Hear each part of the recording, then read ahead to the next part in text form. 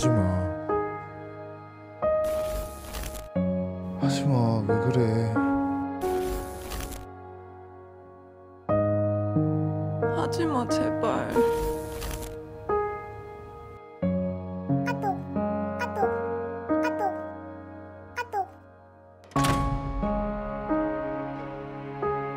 장난은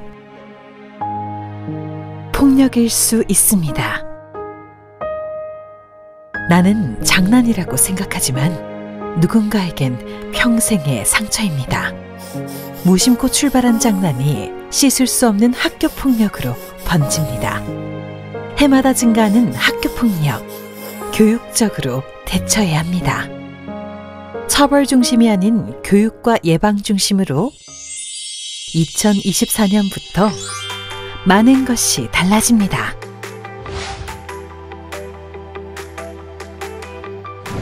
학교 폭력을 제로로 만듭니다. 폭력 없는 학교를 향한 우리의 발걸음, 이제 학교폭력 제로센터에서 시작합니다. 학교폭력 제로센터는 학교폭력에 엄정히 대처하고 피해 학생을 두텁게 보호해 안전하고 정의로운 학교를 만들기 위하여 피가해 학생 관계 개선과 폭넓은 법률 지원 등 학교 교육력 회복에 최선을 다합니다. 학교폭력이 발생한다면 학교폭력 전담조사관이 학교를 방문하여 학생과 학부모와 면담하고 사안을 조사합니다. 파악한 사안에 대해 심의위원회가 조사 내용을 검토하고 사례회의를 통해 교육청 그리고 전문가와 함께 학생들이 더 나은 방향으로 갈 수 있는 방안을 함께 논의합니다. 언제나 학생들과 함께합니다. 학교폭력 제로센터에서는 피해 학생이 원하는 방법으로 상담받을 수 있도록 지원합니다. 피해 학생이 필요로 하는 서비스를 확인 후 피해 학생 전담 지원관으로 매칭합니다. 7개 기관으로 구성된 피해 학생 전담 지원관은 각종 심리상담, 심리치료, 치유 프로그램 등 피해 학생에게 적극 밀착하여 맞춤형 상담을 진행합니다. 또한 피해 학생을 위한 법률 상담이 준비되어 있습니다. 만약 가해 학생이 처분에 대한 불복 시 진행되는 행정심판과 행정소송을 진행할 경우 피해 학생에게 지속적인 도움을 주기 위한 법률 상담 및 자문 서비스를 지원합니다. 법률 지원 서비스를 통해 학교폭력의 피해 학생 및 보호자를 두텁게 보호하겠습니다. 일상으로 돌아가는 회복이 필수입니다.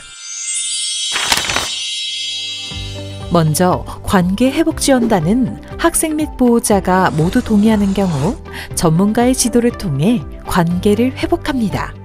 교육 전문가, 화해, 분쟁 조정 전문가 등으로 구성되어 학교폭력에 대한 화해와 관계회복 중심의 교육적 해결로 학교 생활 정상화를 적극 지원합니다.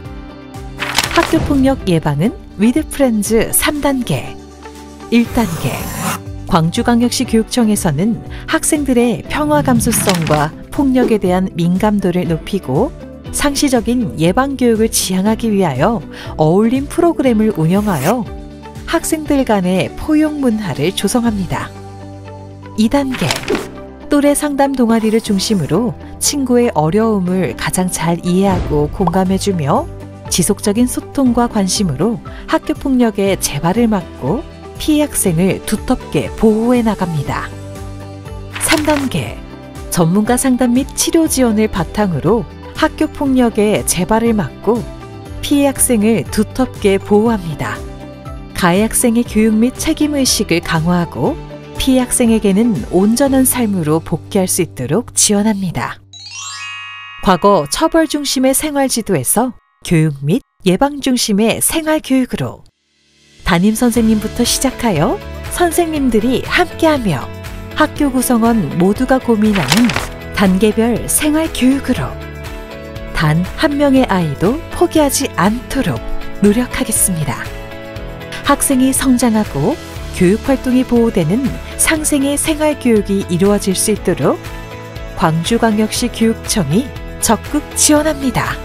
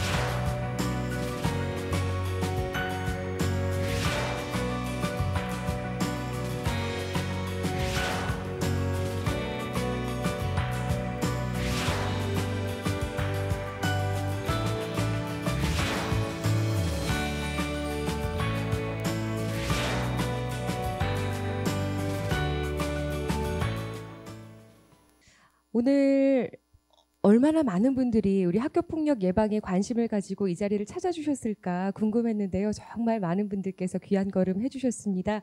오늘 참석해주신 주요 내빈분들 소개해 드릴 텐데요. 한 분 한 분 소개해 드릴 때마다 큰 박수 보내주시면 감사하겠습니다. 먼저 광주광역시 교육청 이정선 교육감님 참석해 주셨습니다.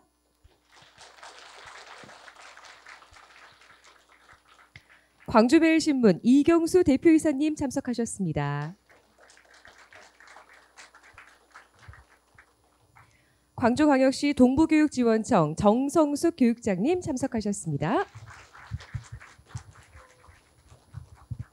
광주광역시 서부교육지원청 이성철 교육장님 참석하셨습니다.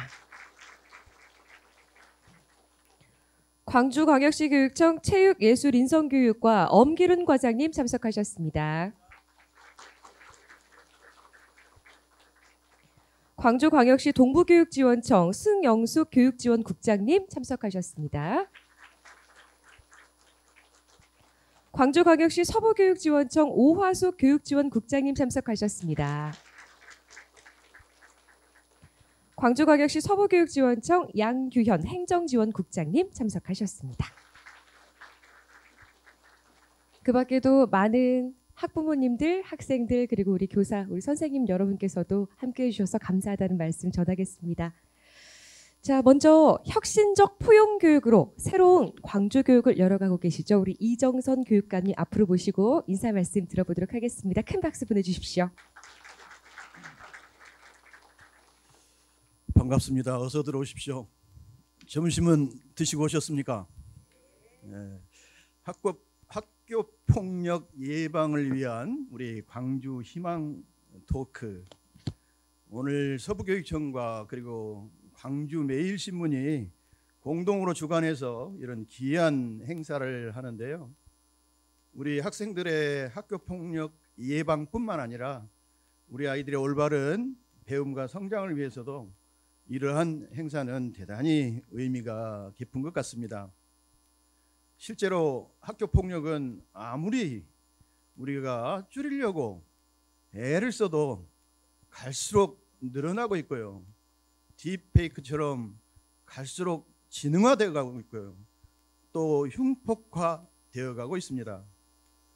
저희 국가에서뿐만 아니라 우리 교육청도 다양한 제도를 만들고 학교폭력 제로센터를 만들고 그 이외에 조사관과 또 심의관도 뽑고 또 이분들도 활동을 하고 뿐만 아니라 학교 안에서도 다양한 위즈 프렌드라고 하는 이러한 프로그램을 만들어서 운영함에도 불구하고 학교폭력은 갈수록 더 커가고 있는 것 같습니다. 한 아이를 기르는데 온 마을이 필요하다라고 하는 말처럼 아마 학교 폭력도 우리 모든 우리 지역사회가 함께 해야 할 과제가 아닌가 싶습니다. 학교만이 아니라 교육청만이 아니라 교육기관만이 아니라 학부모만이 아니라 우리 지역사회 공동체 모두가 나서서 학교 폭력에 대해서 정말로 제로화시키겠다는 우리의 중지를 모으지 않으면 학교 폭력은 줄어들지 않을 거다라고 생각합니다. 그러한 의미에 있어서 우리 광주 매일신문은 언론기관임에도 불구하고 교육기관이 아닙니다. 잘 아시는 것처럼 학교나 교육청은 당연히 학교 폭력 제로화를 위해서 많은 노력을 해야 함에도 우리 광주 매일신문은 언론사가 제일 먼저 나서서 이러한 학교 폭력의 심각성을 인식하고 작년에도 그렇고 올해도 그렇고 계속해서 이러한 학교 폭력을 해결하자라고 하는, 줄이자라고 하는, 제로화하자는 운동들을 해 나가고 있습니다. 그 선봉에 우리 이경수 대표 이사님이 서 계십니다. 감사하다는 박수 한 번만 보내주십시오.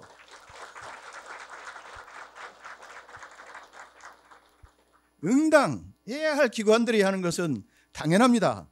그러나 이와 같이 언론사에서 이런 적극적인 활동을 해 주신다면 이러한 캠페인이, 이러한 노력들이 일반인에게도 학교 폭력에 대한 인식 제고와 그리고 반 학교 폭력 문화 형성을 위해서 대단히 크게 기여하리라 생각합니다.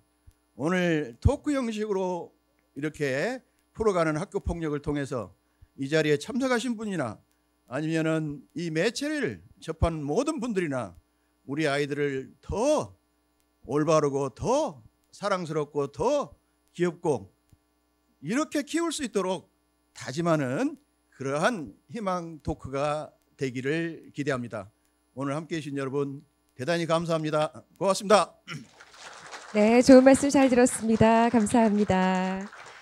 오늘 행사를 공동 주관하신 이경수 광주매일신문 대표이사님 인사 말씀 이어서 청해 보겠습니다. 박수로 맞아주시죠.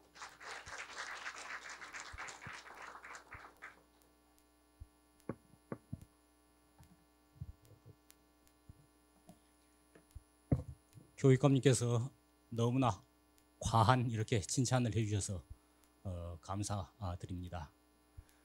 저희 광주매일신문은 지금까지 지역사회에 다양한 아젠다를 제시해 왔습니다. 그러면서 지역사회 발전을 위해서 같이 고민하고 또 같이 그 해결 방안을 모색해 왔습니다. 그 중에서도 광주교육하고는 정말로 많은 협조와 또 여러 가지 다양한 논의를 지속해 왔습니다. 학교폭력 예방을 위한 분위기 조성, 예방 방안 찾기 이 모든 것들도 저희가 하는 여러 가지 지역사회의 아젠다 중에 하나였습니다. 그것을 기꺼이 이정성 교육관님께서 이렇게 잘 받아주셔서 저희하고 이렇게 서로 논의의 시간을 또 고민의 시간을 함께 한 것 같습니다. 이정성 교육관님 지금 취임 2년이 조금 넘으셨는데 한 아이도 포기하지 않고 책임지는 광주교육 이런 슬로건을 내걸고 노력해 오시면서 참으로 많은 성과들이 나타나고 있습니다. 학교 현장이 밝아지고 있다라고 하는 그런 것은 저희 언론기관의 시각으로 봤을 때도 이렇게 보여지고 있는 것이고 실력 광주의 표상도 지표도 이렇게 나타나고 있습니다. 저희들이 기대했고 또 바랐던 바가 그대로 이루어지고 있습니다. 우리 이정성 교육감님께 격려의 박수 한번 부탁드립니다.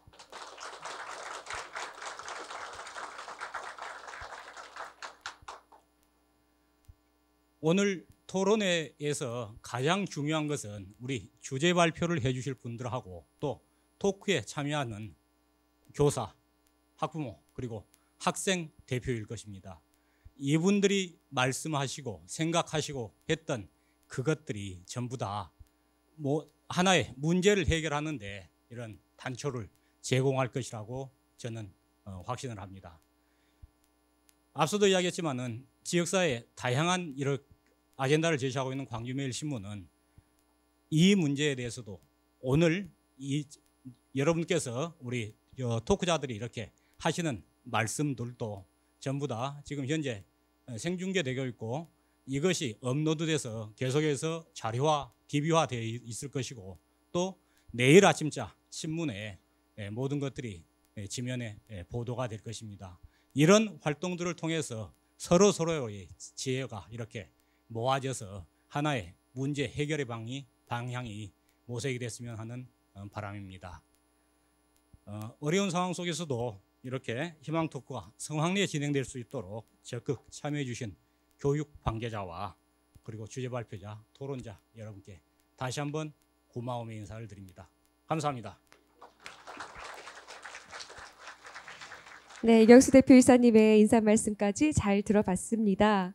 학교폭력 예방을 위한 광주교육 희망 토크 말씀하셨다시피 오늘 주제 발표해 주시고 또 토론에 함께해 주시는 분들의 목소리가 귀감이 되어서 정말 더 좋은 영향을 불러오리라 싶은데요. 먼저 주제 발표 시간부터 갖도록 하겠습니다.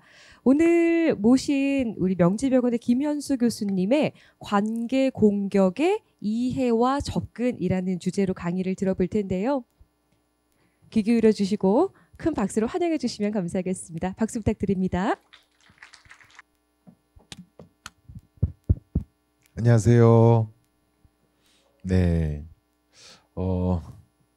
광주에서 학교 폭력 예방을 위한 이런 좋은 행사 축하드리고 또 저를 연사로 초대해 주셔서 깊이 감사드립니다. 근데 이제 학교 폭력이 늘어나고 있다 이런 얘기 들으니까 마음은 썩 기쁘지는 않은데요. 학교 폭력에 관한 이슈가 아주 오랜 동안 계속 이제 학교의 중요한 이슈가 되었는데 학교 폭력이 줄어들 수 있도록 하는 이제 우리 모두의 노력이 더 이제 필요한 시기인 것 같습니다.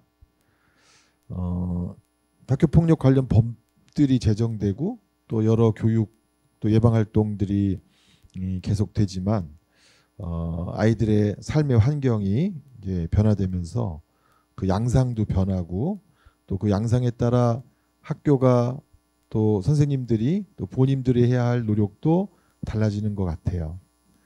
오늘은 제가 학교 폭력의 여러 양상과 현상 중에서 한국에는 생각보다 잘 알려지지 않은 개념인데 관계 공격이라는 그런 개념을 여러분들과 같이 공유해 볼까 합니다.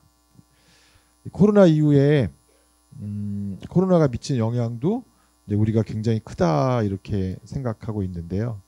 코로나로 여러 가지가 어려워졌지만 그 중에서 우리 학생들이 학교의 여러 생활 중에 뭐가 제일 어려워졌나? 진료받으러 오는 청소년들도 정말 많이 늘었거든요. 예. 교육청이나 뭐 정신과 의사 협회나 상담센터 관련 협회가 정말 잘 서로 협력해서 진료에 대기 중인 학생들까지도 좀 빨리 진료 받을 수 있도록 하는 그런 패스트 트랙 제도 같은 게 필요할 정도로 다른 나라도 늘었고 우리나라도 굉장히 많이 늘었고요. 오늘 아마 경향신문에 한국 청소년들의 우울증도 굉장히 많이 늘었다 이런 이제 보도도 많이 보도도 실렸는데요. 이렇게 많은 청소년들이 왜 상담을 받으려고 할까? 어떤 주제로 상담을 요청하는 애들이 제일 많을까?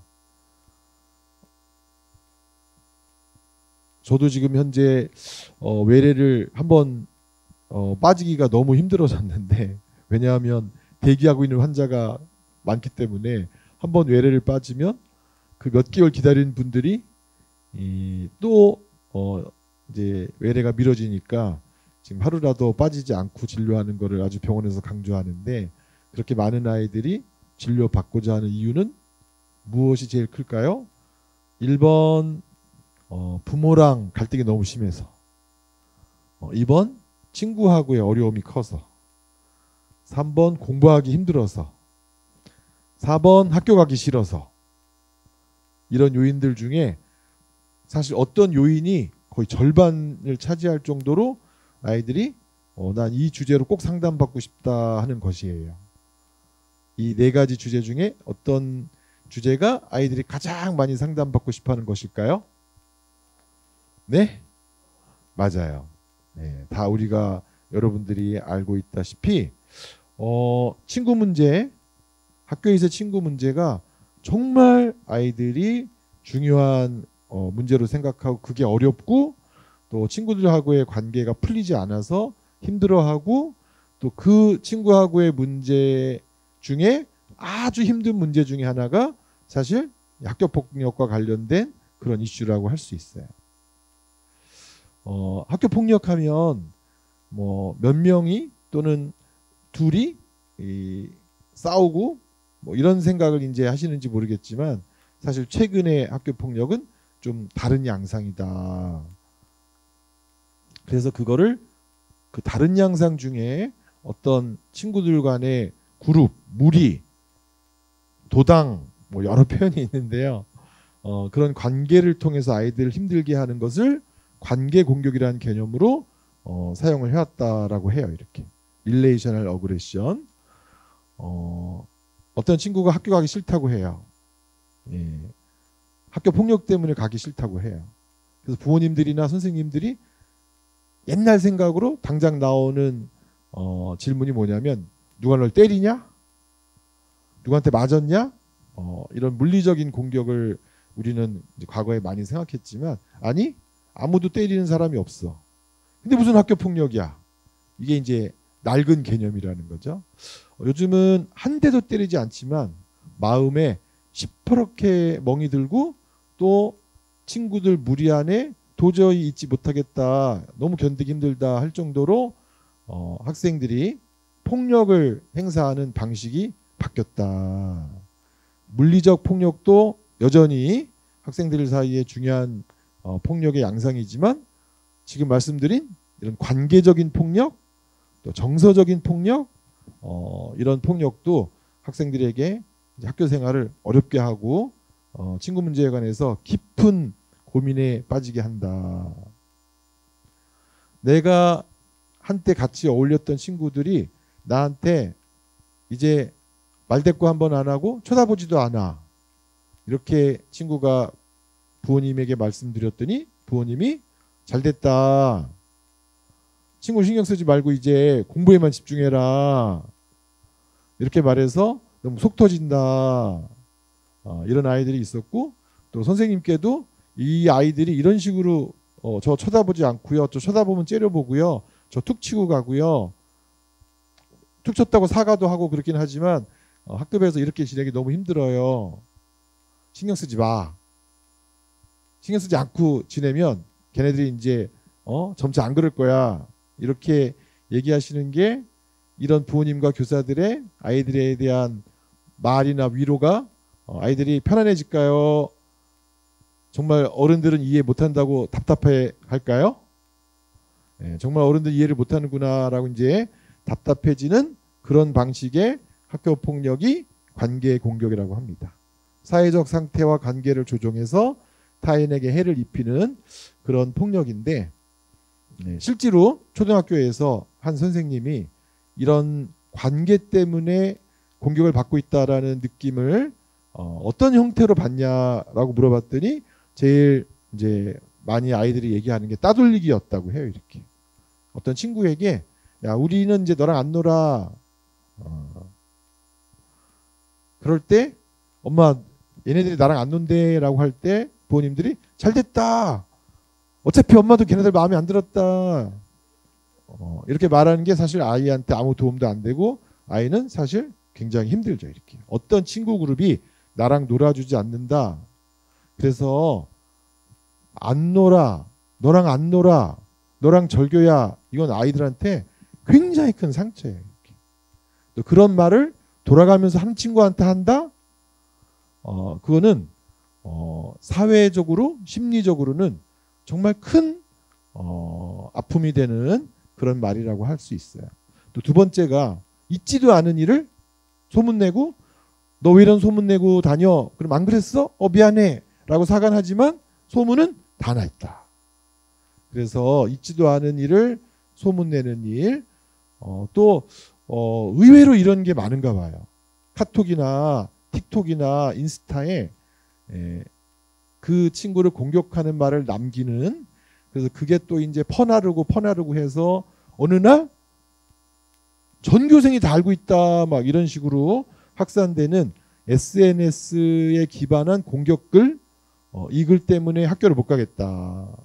이런 경우도 아이들에게 있다고 하고, 최근에 제주도에서 학교 폭력에 관한 큰 자문을 했는데 아이들이 가장 견디기 힘든 게 이 SNS에 저격글을 올리는 게 가장 견디기 힘들다. 그래서 왜 그러냐 그랬더니 자기에 대한 폭력적인 그런 소문이 너무나 이제 더 광범위하게 퍼지기 때문이다. 그래서 이 SNS의 저격글에 관해서 단호하게 해달라 이런 요청이 있어서 이것도 정말 힘들구나 하는 거고, 또 하나가 이제 친구들 사이에서 그 친구를 배제하기라고 하는 현상이라고 해요. 이제 이렇게.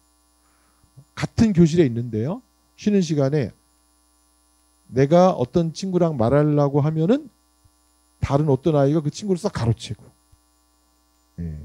또 내가 다른 애한테 가려고 그러면 또 다른 애가 그 친구를 딱 가로채고, 그래서 이런 반에 다른 친구와 어울리지 못하게 하는 그런 형태의 괴롭힘이 있다고 얘기를 하더라고요. 그걸 모르겠어요. 요즘은 이제 그런 용어를 쓰는지 안 쓰는지 모르겠지만 지인 뺏기다. 그래서 옛날에 어떤 웹 드라마에 이런 걸 지인 뺏기를 줄여서 지뺏이다라는 전문 용어가 있어서 지뺏을 당했다. 그거는 학급에서 내가 그 누구하고도 어울리지 못하게 소수 그룹 아이들이 나의 친구를 가로채는, 내가 말하려고 하는 친구를 가로채는 그런 현상이었는데, 이런 친구의 그룹에 어울리지 못하게 배제시키고 이런 현상도 있고요. 또 우리가 이제 마이크로 어그레션이란 용어, 미세 공격이란 용어를 쓰는데요. 야, 얘 봐라, 오늘 이러고 왔다라고 무안 주고, 너 이거 창피해? 아, 내가 괜히 그런 말 했나 봐. 이렇게 이제 취소하지만 이미 아이는 많은 반 아이들에게 창피를 경험한 후라서 이제 너무 지능적으로 나를 힘들게 한다 아이들이 호소하는 아이들도 있는데요. 이렇게 친구들 앞에서 무한 창피 주기, 또 대꾸 안 하고 눈빛 안 주고 이런 관심 주지 않기. 이렇게 한 달 지내면 어떻게 될 것 같아요?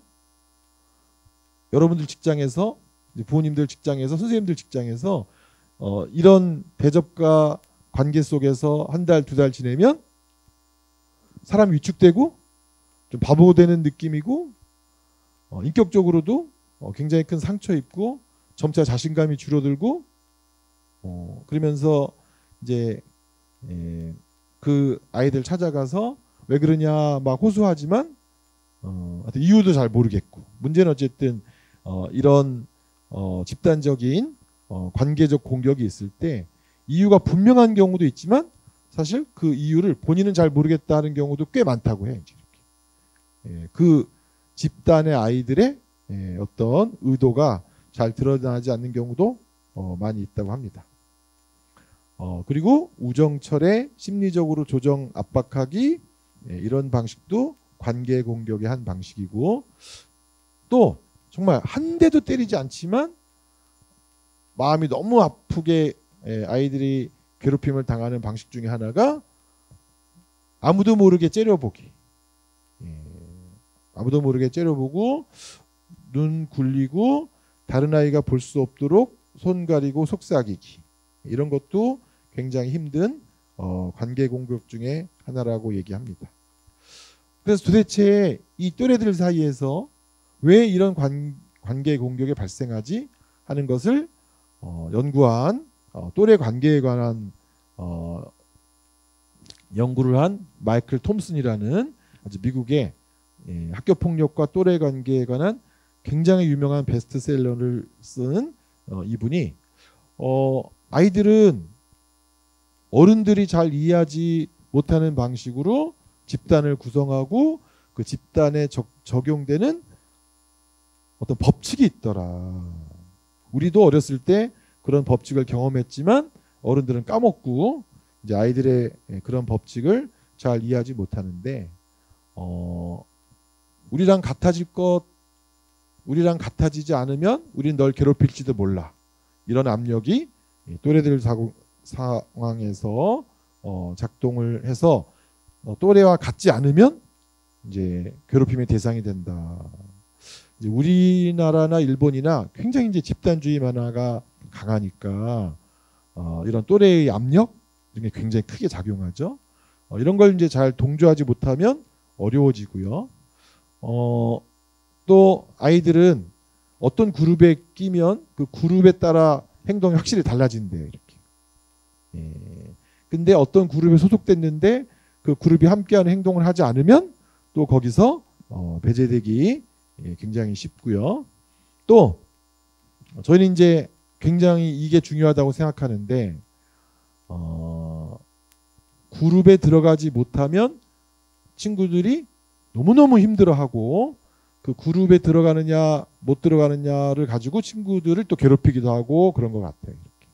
또 우리랑 같이 다니려면 뭘 해야 돼, 뭘 가져와야 돼, 이런 식으로 해서 괴롭히는 경우가 꽤 많다고 하는데요. 학기 초에는 신학기 증후군이라고 하는 게 있고요. 학기 말에는 학기말 증후군이라고 하는 게 있는데요. 신학기 증후군에서 가장 큰 이슈는 뭐냐면 내가 들어갈 또래 집단의 그룹을 찾으면서 생기는 문제. 근데 아무도 나를 들어오라고 하지 않는다. 그래서 학교를 혼자 다니게 된다.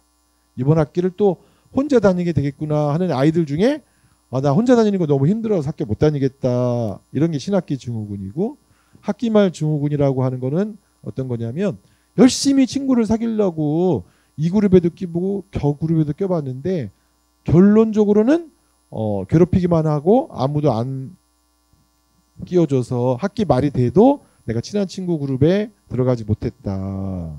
이런 게 이제 학기말 증후군이라고 하는데, 이것도 이제 선생님 또는 부모님과 청소년들 사이에 큰 갭이 있는 것 같아요. 학교에 내가 함께 다니는 친구가 없어서 밥도 혼자 먹고 못 다니겠어. 너무 힘들어. 이렇게 말하면 학교에 공부하러 가지 친구 사귀러 가냐.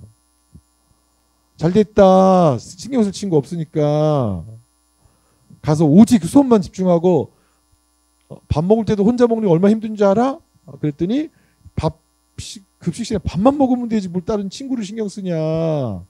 이렇게 이제 얘기를 해서 답답하다 그런 분들이 많은데, 어쨌든 이제 친구들 그룹에 들어가느냐 못 들어가느냐, 못 들어갔을 때 괴롭힘이 대상이 되기도 하고, 그래서 아이들이 정말 아싸가 되지 않기 위해서 필사적으로 노력한다.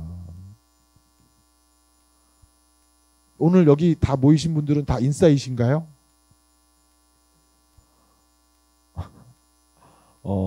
어떻게 하다 보니까 우리가 다 같이 하나가 되고 통합되고 연결되는 그런 분위기보다 인싸와 아싸를 구분하는 그런 학급 분위기가 정말 많고, 그래서 사실 시간이 이제 제한됐기 때문에 미리 말씀드리면 요즘은 학급의 소속감을 높이고 학급 간의 친구들의 그룹에 아이들이 다 참석하도록 그룹을 짜주고 소그룹 응집 또 학급 응집 이런 걸 높이는 예방활동을 전 세계가 아주 강조하는 것 같아요. 이렇게. 혼자 다니는 아이가 없도록 최대한 노력하고, 그러다 보니까 학급을 더욱더 공동체로 만들자 하는 행사가 정말 이제 다양하게 시도되고 있는데, 제가 알기로는 광주의 초등학교들도 100일 잔치도 하고 200일 잔치도 하고 이제 그런 잔치도 많이 한다. 학급 100일 잔치 이런 거 들어보셨나요? 우리 벌써 100일의 인연을 맺은 사이다. 그런데 어떻게 그 친구를 괴롭히냐 이러면서 학급에 있는 친구를 괴롭히지 못할 정도로 서로 친하고 함께하는 관계가 되도록 하는 이 학급 단위에서의 그런 관계 증진 프로그램 이런 게 정말 필요한 이제 시대가 됐습니다. 그리고 이 관계 공격의 아주 흔한 표적이 되는 상황은 어떤 거냐면 애들 표현으로는 나댄다고 하죠. 쟤 나댄다. 자기 있을 자리를 모르네? 이러면서 그럴 때 이제 표적이 되기도 하는데, 안타까운 얘기지만 우리 친구들의 모여있는 학급에도 사실 알게 모르게 지위와 역할이 정해져 있는데, 이런 것을 이제 잘 따르지 못했을 때도 그 아이가 학교 폭력의 대상이 되더라. 어떤 경우에 지위와 역할이 경직되고 엄격하냐라고 봤더니 경쟁이 심한 경우래요. 그래서 사실 학교 폭력을 줄이기 위해서 경쟁을 완화시키는 것도 정말 중요한 예방책이다라고 외국의 학자들은 얘기를 하고 있습니다. 학급 안에서 아이들이 서로 좋은 역할을 나눠 맡아서 하게 되면 학교 폭력이 줄어들 수도 있다. 학급이 민주적으로 운영될 때 이런 관계 공격을 예방할 수 있다는 또 주장을 하는 분들도 있고요. 또 특히 이 관계 공격의 양상이 남학생에게도 있지만 더 두드러지게 나타나는 것은 사실 여학생들의 세계라고 얘기를 합니다. 그래서 소녀의 심리학이라는 책에서 사람들이 물리적 폭력은 굉장히 타격이 크고 이런 관계적 공격은 한 대도 맞지 않았기 때문에 외상이 별로 심각하지 않을 거야라고 생각하지만 그렇지 않더라. 몇 명의 친구들이 한 명을 놀아주지 않고 째려보고 SNS에 저격글을 써서 사과를 했지만 상처를 주는 일, 사과를 안 하면 더 심각하지만 그런 관계 공격도 굉장히 잔인한 공격이고 이런 간접적 사회적인 공격의 형태도 아이들에게 많이 있고 또 눈에 보이지 않는 방식으로 폭력이 일어난다고 하는 것을 또 알아주셔야 되고 안타깝게도 학교 폭력이 낯선 처음 본 아이들에게 일어나는 줄 알았는데 사실 그렇지 않더라. 어떤 유형의 학교 폭력은 친한 아이들 사이에서 배신을 주제로 뒷담화를 주제로 더 강한 폭력이 일어나더라. 그래서 모르는 사이에 발생하기보다 알고 지내는 사이 안에 더 많이 일어나고 또 아이들이 이제 아까 우리 인사말 해주신 두 어른께서 했던 얘기 중에 하나가 이제 딥페이크 같은 그런 또 폭력이 있다라고 말씀하셨는데 물리적인 공격은 없지만 그 아이의 마음을 공격해서 마음을 잘 쓰지 못하도록 내면을 파괴하도록 하는 그런 공격이 또 관계 공격의 한 양상이고 최근 학교 폭력의 양상이더라. 그래서 이런 관계 공격은 마음의 멍이 굉장히 이제 심하게 들도록 하는데 아직까지 우리가 마음의 멍과 몸의 멍 중에 어떤 것은 확실히 눈에 잘 보이니까 대처를 잘 해주는데 어떤 것은 대처를 잘 못하냐면 눈에 보이는 신체의 멍은 확실히 이제 대책을 잘 세우지만 이 눈에 보이지 않는 마음에 멍든 것에 관해서는 대책을 우리가 충분히 잘 세우지 못하더라. 그래서 부모나 교사들이 더 아이에게 실수를 많이 하더라라고 얘기를 하고 있습니다. 학급이 평화로운 하나의 친구들끼리 지내는 우정의 공동체라고 우리가 생각하지만 그렇지 못한 경우에는 학급은 저런 왕부터 가해자와 피해자와 이런 아이들이 존재하는 위계적인 공동체이기도 하다. 위계적인 조직이기도 하다. 영화에서도 이런 영화가 소개된 적이 있고 또 일본에서는 약간 좀 과격한 제목으로 교실 카스트다. 그래서 교실엔 신분이 있다. 학급에 들어가는 순간 나는 어떤 신분을 배정받아서 그런 역할을 해야 된다. 이런 얘기를 하는 책도 교실 카스트라는 책도 있는데요. 아이들 사이에서는 이런 충성을 요구하고 배반하면 안 된다라는 관계를 강요하는 그런 관계 공격이 있다. 관계 공격이 어떤 경우에 더 잘 생기는가 하는 것을 연구를 해봤더니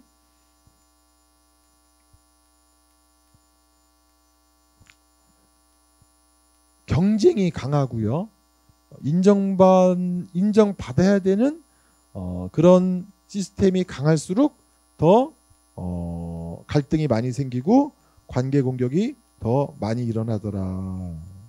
힘을 과시해야 될 그런 안전하지 않은 학급에서 관계 공격이 더 많이 일어나더라. 학급에서 일어나는 경쟁이 성적 경쟁도 있지만 아이들 사이에 또 인기 경쟁도 있다고 해요. 이렇게. 요즘 아이들은 공부는 포기할 수 있어도 인기는 포기하지 못한다. 그런 아이들이 꽤 있거든요. 왜 그럴까?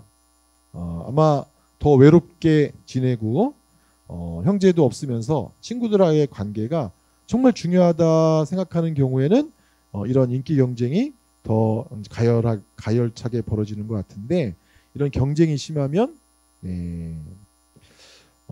갈등과 상처가 있는 상황에서 더 늘어날 수 있다. 얘기를 하고 있습니다. 경쟁이 있는 곳에서 경쟁을 이기기 위해서 학교 폭력으로서의 관계 공격이 더 많이 생기고 또 과시하기 위해서 자신의 지위를 과시하기 위해서 또 관계 공격이 생기고 또 이런 관계 공격을 통해서 자신의 자존감을 오히려 회복하려고 하는 아이도 있어요. 이렇게. 다른 아이들을 공격함으로 인해서 내가 세다는 것을 알리면서 자신의 자존감을 회복하려고 하는 낮은 자존감의 경우도 있고 또 학생들 사이에서 경쟁이 심하다 보니까 자기가 질투하고 시기하는 학생을 제거하고 싶다. 걔만 사라지면 나 살 것 같아. 그런 경우에 또 관계 공격이 또 생기기도 한다. 그리고 어떤 친구를 어떤 방식으로 괴롭히는 거 도대체 이걸 어떻게 하게 됐냐 물어봤더니 영화에서 봤다, 드라마에서 봤다, 드라마에서 본 대로 그렇게 행동해서 그 아이에게 창피 주고 싶었다 이런 사례도 적지 않게 발견된다라고 얘기를 하고 있습니다. 관계 공격을 받으면 그러면 어떻게 되느냐?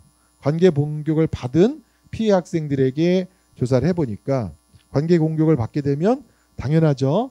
집단 안에서 공격받게 되다 보니까 우울하고 또 외롭고 죽고 싶다는 생각을 더 많이 갖게 되더라 하는 연구 보고가 있어요. 이런 관계 공격을 당하는 피해 학생 또는 관계 공격이 일어나는 학급에 어떻게 개입을 잘해서 도움을 줘야 할까 하는 게 많은 사람들의 관심인데요. 좀 어려운 때가 많다는 거예요. 이렇게. 유치원에서도 관계 공격이 있을 때가 있대요. 이렇게 3-4명에서 1명 먹던 사탕을 뺏어 먹고 생각보다 이른 나이에 시작하기도 하고 아까 말씀드린 것처럼 좀 째려보는 것도 안 되나요? 이렇게 명백한 증거를 찾기도 어렵고 보통 이런 관계 공격에서 1-2명의 학생을 괴롭히는 친구들은 1명이 아니라 집단인 경우가 많기 때문에 이 집단에 개입하는 게 굉장히 어렵고 사실 아까 말씀드린 경쟁과 같은 사회적 영향을 많이 받기 때문에 관계 공격이 어렵다. 그래서 그냥 결론부터 말씀드리면 이 관계 공격이 많아진 학교에서 어떻게 학교 폭력을 예방할 수 있느냐 하는 것은 학급을 정말 좋은 공동체로 만들기 위한 다양한 노력이 이 관계 공격을 줄일 수 있다. 친구들끼리 관계 공격이 무엇인지도 얘기하고 배제된 경험에 관해서 소외됐을 때 아픔에 관해서도 얘기를 해보고 그러는데 인기 있는 아이들은 소외된 경험이 없다 보니까 그 소외된 경험에서 겪게 되는 그 고통을 잘 공감하지 못하는 경우도 많대요. 이렇게. 여러분 혼자 지내본 적 있으신가요? 혼자 밥 먹으러 한 달 동안 다녔다. 혼자 가느니 안 먹는다. 그게 혼자 가서 먹는다는 게 너무 고통스러운 일이기 때문에 혼자 가서 먹느니 안 먹겠다. 이렇게 이제 얘기하는 경우가 많은데 이렇게 혼자 먹는 아이들이 있을 때 같이 먹어주는 노력 이런 것도 이제 학급에서 필요하다고 얘기를 해서 관계 공격의 예방에 관련된 많은 일은 학급 차원에서 학급 공동체에서 어떤 것이 관계 폭력이고 관계 공격이고 또 아닌지를 잘 교육을 하고 학급 안에 어떤 방식으로 힘을 행사하는 아이들이 있는지를 미리 잘 파악하고 누가 혼자 다니고 누가 같이 다니고 이 과정에서 힘들어하는 아이가 있는지 없는지 잘 살피고 학급 분위기를 잘 파악하는 게 중요하다고 얘기를 하고 있습니다. 만약에 이런 친구들 사이에 대여섯 명의 한 아이가 나를 현재 때리진 않지만 이런 방식으로 따돌리고 괴롭히고 마음의 상처를 주고 있어요라고 나한테 찾아와서 말을 걸었다. 그럴 때 어른인 선생님과 교사는 어떻게 해야 되느냐. 일단 이렇게 하면 안 된다라고 하는 것부터 우선적으로 가르쳐 드리면 관계적 공격 행위를 무시하지 말라는 거예요. 너 그래도 맞는 건 아니잖아. 맞고 다니는 건 아니니까 욕은 좀 먹어도 돼. 네. 그거 진짜 별거 아니야 라고 얘기하지 말라는 거고요. 두 번째, 야, 그 네 친구들하고 생긴 문제잖아. 친구들끼리의 문제니까 네가 해결해. 걔네들하고 네가 풀어. 걔네들한테 네가 가서 잘하겠다고 해. 걔네들한테 네가 시키는 대로 하겠다고 해. 이렇게 너 스스로 문제를 풀어라 라고 하면 안 되고, 아까 좀 전에 말씀드린 것처럼 맞지도 않는데 뭘 그러냐,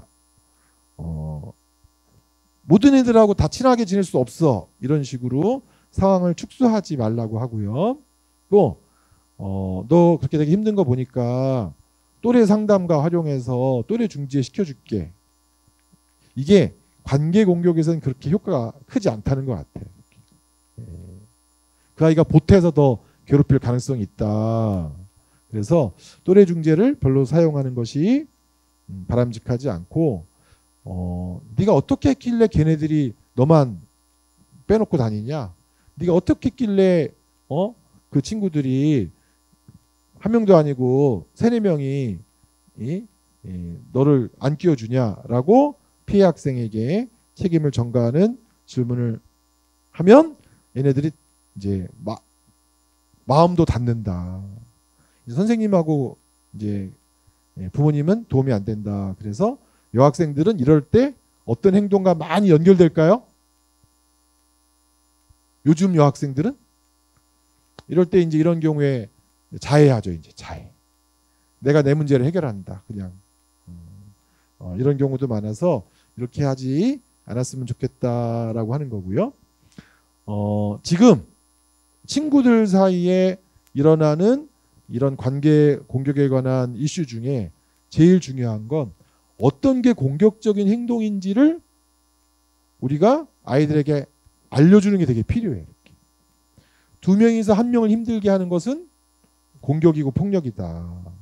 다수가 괴롭히는 거, 힘이 센 사람이 힘이 약한 사람을 괴롭히는 것도 폭력이다.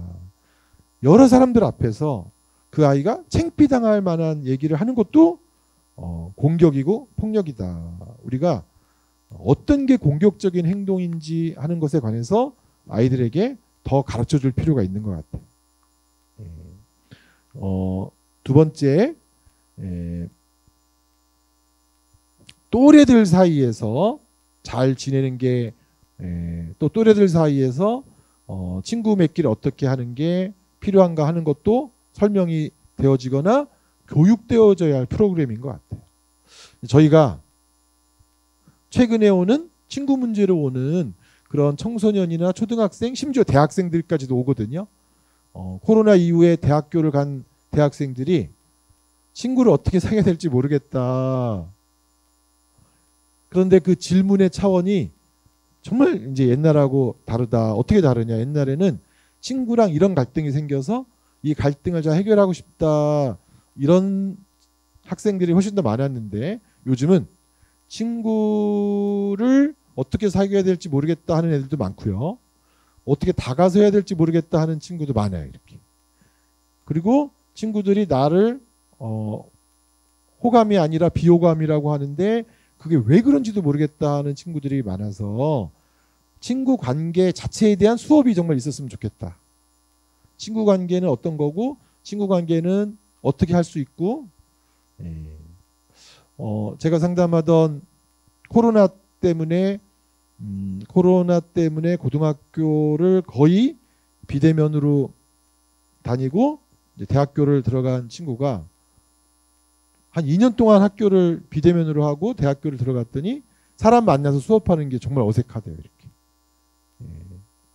그리고 사람들끼리도 서로 다가가지 않고 한 학기 동안 남학생이 그 학과에 한 5-6명밖에 없는데 아무도 먼저 모이자고 하지 않아서 한 번도 안 모이고 끝났대요. 이렇게. 그런데 이제 그 중에 여학생 중에 마음에 드는 여학생이 생겨서 뭔가 연애 교제를 하고 싶은데 연애와 교제를 어떻게 해야 되나, 어떻게 할 수 있을까 해서 이 친구가 쓴 해결 방법은 무엇이었을까요? 유튜브를 찾아서 어떻게 연애할 수 있는가라는 강좌를 돈을 내고 끊어서 연애 강좌를 들어서 이제 여자친구에게 다가가야 되겠다. 그렇게 해결했는데 이렇게 해결한 것을 놓고서 어른들은 다 웃어요. 젊은이들은 어떤 유튜버냐, 그 유튜버가 누구냐 이렇게 묻는데 제가 이 얘기를 드리는 것은 코로나 시대를 겪었던 친구들의 해법은 우리 어른들의 생각하는 해법과 다르고 친구 사귀기의 어려움의 방식이나 양상도 되게 원천적이다라는 건지 친구 어떻게 사귀어야 되냐, 친구랑 이게 갈등이다, 이게 아니라 친구를 어떻게 사귀어야 되냐, 친구한테 어떻게 다가가야 되느냐, 친구가 안 다가오니까 학교에 가서 너무 힘들다 그래서 친구에게 네가 다가갈 생각이냐, 아니다 다가갈 생각은 없다, 왜 다가갈 생각이 없냐, 나는 MBTI가 다가가는 MBTI가 아니다, 그래서 MBTI 믿고 지금 안 다가서냐, 이제 나는 기질적으로 다가가는 유형이 아니다, 누가 나한테 다가오면 난 친해질 수 있다. 그러면 선생님한테 말해라. 누가 다가오면 내가 친해질 수 있으니까 누가 나한테 다가오게 하라고. 창피해서 그 말 못한다. 옛날에는 어땠냐? 옛날에는 합창대회도 하고 마라톤도 뛰고 수학여행도 가서 내가 다가가고 싶지 않아도 어차피 서로 부대끼면서 말을 트면서 나한테 맞는 친구를 찾을 수가 있었는데 코로나를 겪으면서 그런 게 사라지고 친구 관계가 더 경험하지 못하면서 어려워졌다, 이런 얘기를 해서요. 저는 학교폭력 예방의 중요한 프로그램으로 이 친구 사귀기, 친구랑 잘 지내기, 친구와 갈등을 잘 풀기, 학급 전체가 친구 사귀는 것에 어려움이 있는 친구들을 다 친절하게 도와주고 포용해주기, 이런 프로그램이 학교에 다 좀 시행됐으면 하는 그런 바람이 있습니다. 그리고 세 번째로 여기 학교나 어른과 부모가 해야 될 일 중에 하나가 학교에 긍정적인 분위기가 넘치기, 이렇게 누구 하나가 좀 다르게 했다라고 배제하고 쟤 우리 반 시키지 말아요 이렇게 하지 않고 누가 다르게 해도 야 너 개성 있다라고 얘기하면서 학교가 조금 더 친절하고 긍정적인 분위기를 만들고 여기 조금 사회적인 기술을 학생들에게 가르쳐주는 그런 활동도 필요하다. 그리고 어쨌든 학교 전체가 서로에게 덜 공격적일 수 있도록 하는 그런 예방적인 활동이 정말 필요한 시대가 됐다라고 말씀을 드리겠습니다.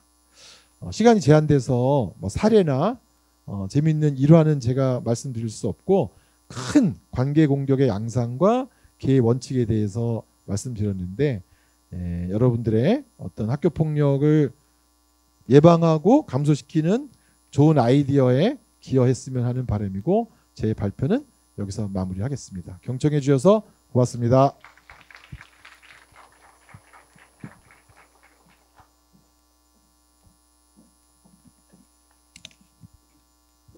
네, 수고 많으셨습니다. 더 시간이 주어졌다면 명강의를 들을 수 있었을 텐데 또 제한된 시간 안에 이어가야 될 뒷 프로그램도 있기 때문에 준비를 하도록 하겠습니다. 자, 이렇게 1부에서는 관계 공격의 이해와 접근이라는 주제로 우리 김현수 교수님의 주제 발표를 들었고요. 이제 2부에서는 교사, 학부모, 학생 대표분들 각 한 분씩 나오셔서 이제 토크를 자유롭게 하는 형식으로 진행을 해보겠습니다. 다시 한번 말씀드리지만 유튜브 광주메일TV 그리고 광주광역시 교육청 채널을 통해서 지금 이 시간 모든 것들이 생중계가 되고 있고요. 혹여나 함께 하시면서 이따가 질문을 주셔도 되고 유튜브 댓글창을 통해서 또 본인의 의견을 자유롭게 남겨주시면 함께 하실 수 있습니다. 자, 오늘 토크에 참여하시는 분들 이제 준비가 됐으니까 무대 위로 모셔보겠습니다. 무대 위로 올라와 주시면 됩니다. 네, 김현수 교수님, 박윤희 대표님, 이호동 선생님, 박소윤 학생 올라와 주십시오.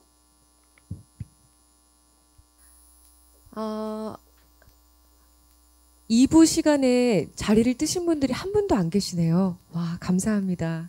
아마 1부보다 조금 더 자유롭고 편안한 분위기 속에서 대화가 이뤄질 것 같아요. 예, 너무 딱딱하게 이렇게 허리를 딱 펴고 계시니까 예, 좀 긴장하지 마시고 편안히 말씀 나눠주시면 되겠습니다. 아무래도 청소년기를 안 겪고 큰 어른은 없기 때문에 어른 입장에서는 본인의 청소년기를 많이 떠올리셨을 것 같아요. 저도 강의를 들으면서 내가 학교 다닐 때는 어땠었지? 피해자였을까? 가해자였을까? 우리 학교 다닐 때 분위기는 어땠을까? 이런 생각들을 하게 됐는데 아무래도 완벽하게 완성이 됐다라기보다는 그 반대에 더 어울리는 청소년기이기 때문에 미성숙하고 조금 덜 통제되고 이런 부분도 있는 것 같습니다. 그래서 현실적으로 우리가 이 학교 폭력이라는 이 무거운 주제에 대해서 어떻게 하면 예방을 잘 할 수 있을지 본인의 시각에서 그리고 주변에서 겪었던 일화들을 토대로 말씀을 나눠볼 텐데요. 일단은 관계 공격이라는 오늘 주제가 전에 있었기 때문에 이 부분에서부터 출발을 해보도록 하겠습니다. 생각보다 범위가 되게 좁아지고 세밀해졌다고나 할까요? 그렇게 되면 안 되는데 사실 더 뾰족해지고 날카로워졌다는 생각이 저는 많이 들더라고요. 이 관계 공격 당해본 경험이 아마 견뎌봤을 때 한두 번쯤은 다 있지 않을까 생각이 드는데 우리 이호동 선생님 말씀부터 좀 엿듣도록 하겠습니다. 관계 공격을 이 질문이 좀 불편하실 수도 있을 것 같아요. 당해보신 적이 있습니까? 좀 이상한 것 같은데 네, 본인의 경험담을 한번 말씀해 주시죠. 안녕하세요. 경신중학교 교사 이호동입니다. 그리고 지금 현재 학교폭력 근절 활동가로 활동을 하고 있습니다. 방금 질문이 관계 공격을 당해봤냐는 질문이죠. 저는 중학교 시절에 2년간에 걸쳐서 학교폭력을 당했습니다. 오늘 김현수 교수님의 어떤 새로운 정의 관계 공격이라는 내용을 듣고 과거 제가 받았던 그 학폭이 관계 공격이었구나 라는 생각을 해보게 되었고 뿐만 아니라 물리적인 폭행을 당했었습니다. 물리적인 폭행이라고 하셨나요? 예, 그렇죠.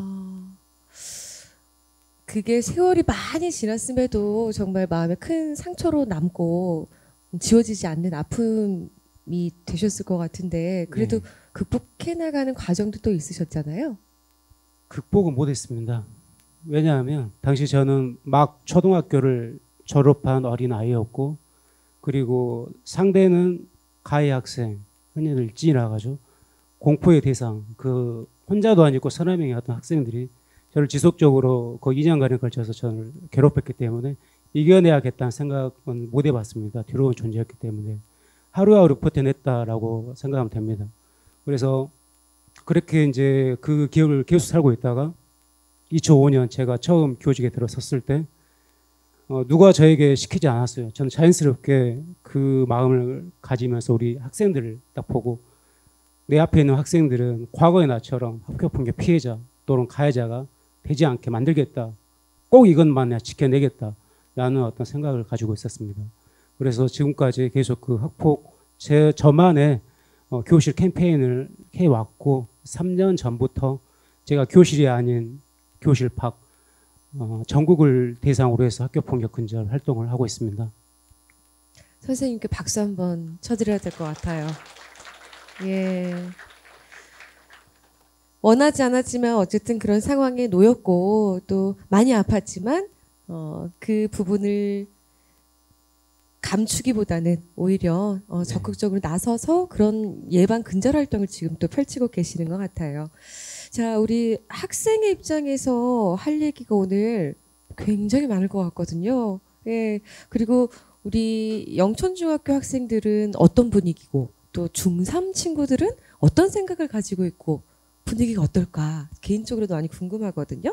일단은 이 관계 공격에 대해서 아까 들었잖아요. 실제로 이런 관계 공격을 목격을 했다거나 학교에서 그런 분위기가 좀 형성이 되고 있다거나 그런 부분에 대해서 얘기해 줄 수 있나요?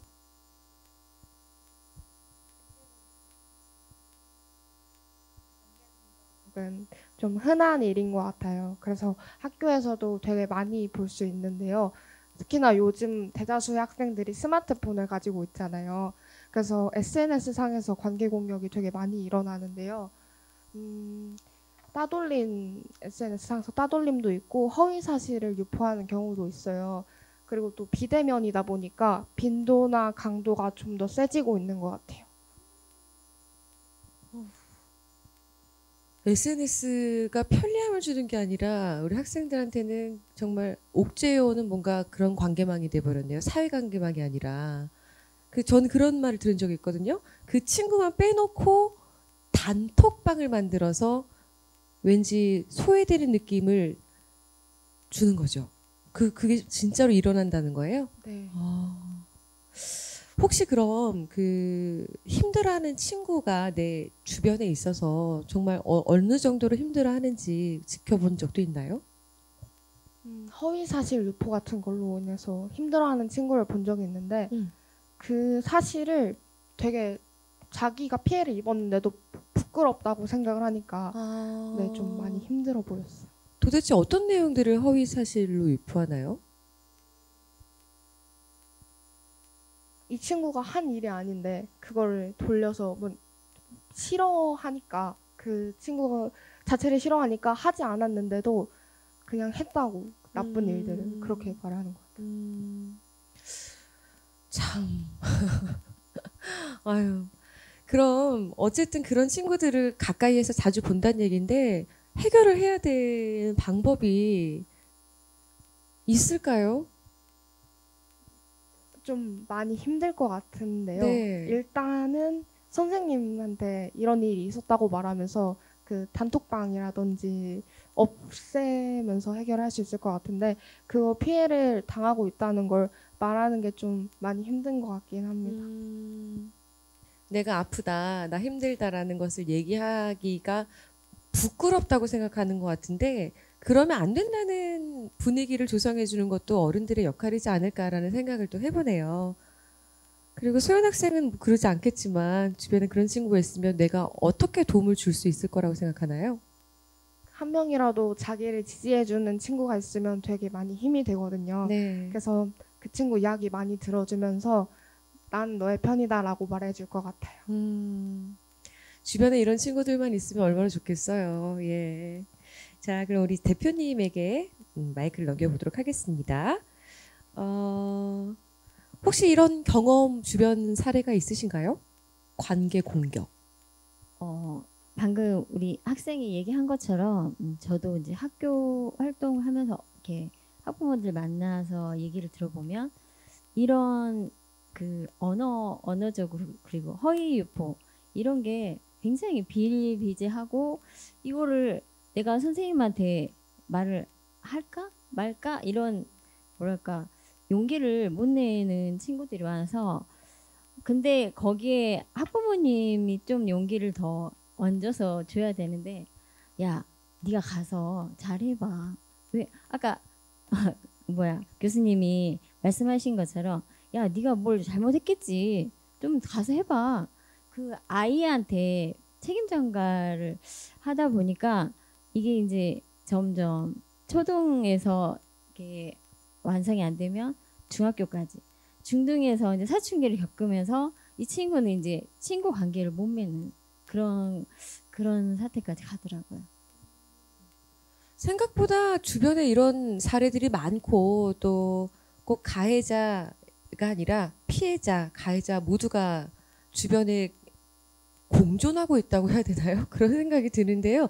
사실 저는 아이가 없습니다만 주변에 이제 친구들이 다 엄마들이기 때문에 학교 폭력에 대해서 사실 얘기를 많이 해요. 초등학교 저학년 때부터 벌써 노출이 되고 학폭위를 연애 만회부터 시작해서 가해자 엄마 친구, 피해자 엄마 친구가 다 같이 모여서 이런 얘기도 하고 정말 가까이에 이 학교 폭력이라는 게 스며들고 있구나라는 생각이 들거든요. 그러면 이렇게 가해자인 경우와 피해자인 경우도 또 왕왕 보시겠어요? 그렇죠. 근데 이제 내가 가해자인지 그거를 인지를 못하는 것도 좀 안타깝더라고요. 나 다른 애들도 하는데 뭐 다 똑같이 하는데 난 걔한테 별로 관심 없어. 그 한마디가 그 아이한테는 상처가 되는데도 그거를 잘 모르고 피해 학생은 피해 학생대로 내가 못나서 그러는구나. 그래 내 잘못이야. 다 자기 스스로 자책을 해버리니까 이게 소통의 공간이라 그럴까 학교에 다 있음에도 불구하고 그거를 활용을 못하는 거죠. 용기가 없고 정말 이렇게 우리 좋은 친구들이 옆에 이렇게 있어주면 좋은데 좋은 친구가 있음에도 다가가지 못하는 거죠. 그런 게 지금 우리 친구들이 안타까운 현실인 것 같아요. 뭐 한 사람의 노력으로 될 문제는 아니겠습니다만 만약에 내가 그 가해자의 부모라면 혹시 피해자의 부모라면 어떻게 접근을 하고 어떤 방식으로 좀 유연하게 아이들하고 소통을 할 수 있을까 이 부분에 대해서도 학부모 대표로서 또 여쭙고 싶네요. 제가 가해자의 부모라면 아이한테 그 행동에 대한 책임감 그리고 그걸 했을 때 그 친구의 마음을 좀 이렇게 들여다보는 그런 거를 이렇게 소통을 통해서 한번 얘기해 보면 좋을 것 같고 우리 아이가 만약 피해자였다면 우리 아이한테 너무 미안하겠죠. 그 아이의 마음을 더 많이 들어주고 공감해주면서 그거를 조금 더 아이와 아이의 학교 생활에 대해서 조금 더 들여다보는 그런 거를 했으면 합니다. 네, 피해자의 부모도 너무 힘이 들 것 같고 또 가해자의 부모 입장이라고 생각해도 그게 마음이 참 아플 것 같습니다. 어느 누구도 자신의 자식이 가해자가 되길 피해자가 되길 바라는 마음은 없겠죠. 그래서 이런 일이 생기지 않도록 예방하는 것이 정말 중요하다. 오늘 우리가 여기에 모인 이유이기도 한데요. 그리고 혹시 생기더라도 어떻게 하면 조금 더 유연하고 조금 더 아름답게 관계가 회복이 될 수 있는지에 대해서 좀 고민해봐야 될 것 같은데 그렇기 때문에 아이들보다는 어른들에 대한 생각이 조금 더 모아지고 힘이 생겨야 되지 않을까 생각을 합니다. 일단 학교 폭력이 발생했다고 가정을 하고 학생들 입장에서는 본인들이 할 수 없는 부분을 일단은 담임 선생님한테 요청을 한다 아까 얘기를 했잖아요. 이렇게 어른에게 손을 내밀거든요. 손을 내밀기도 물론 어렵지만 그래서 어떤 어른이 필요하고 어른들이 어떤 역할을 해줬으면 좋겠는지 학생 대표로서 한 말씀 해주시죠. 어른들이 관심을 가져주는 게 제일 중요한 것 같은데요. 학생의 입장에서는 좀 부끄러울 수 있잖아요. 피해를 당하고 있다는 사실이. 그래서 우리 아이는 아니겠지, 우리 학생은 아니겠지라고 생각하지 않고 먼저 말을 들어주시는 어른분들이 있으면 학생 입장에서는 많은 도움이 될 것 같고요. 또 학교 폭력이 하나의 일처리라고 생각하면 그리고 그냥 처리하는 식으로 해버리면 학생들 입장에서는 좀 많이 실망감을 느낄 것 같거든요. 그래서 싸움이라고 단순하다고 생각하지 않고 가해자랑 피해자 입장을 모두 들어주고 조치를 충분히 취해주는 게 중요하다고 생각합니다. 일단은 관심 어린 시선에서부터 출발을 한다면 가해자 측, 피해자 측의 얘기를 조금 더 깊이 있게 공감할 수 있지 않을까 싶습니다. 그러면 자녀가 학교 폭력을 당하거나 혹은 행사를 했을 때 어른들의 역할을 우리 박윤 대표님한테 여쭤보라고 써 있긴 한데 계속 너무 제가 집중 공격을 한 것 같습니다. 질문 공격을 했네요. 죄송합니다. 말씀해 주시죠.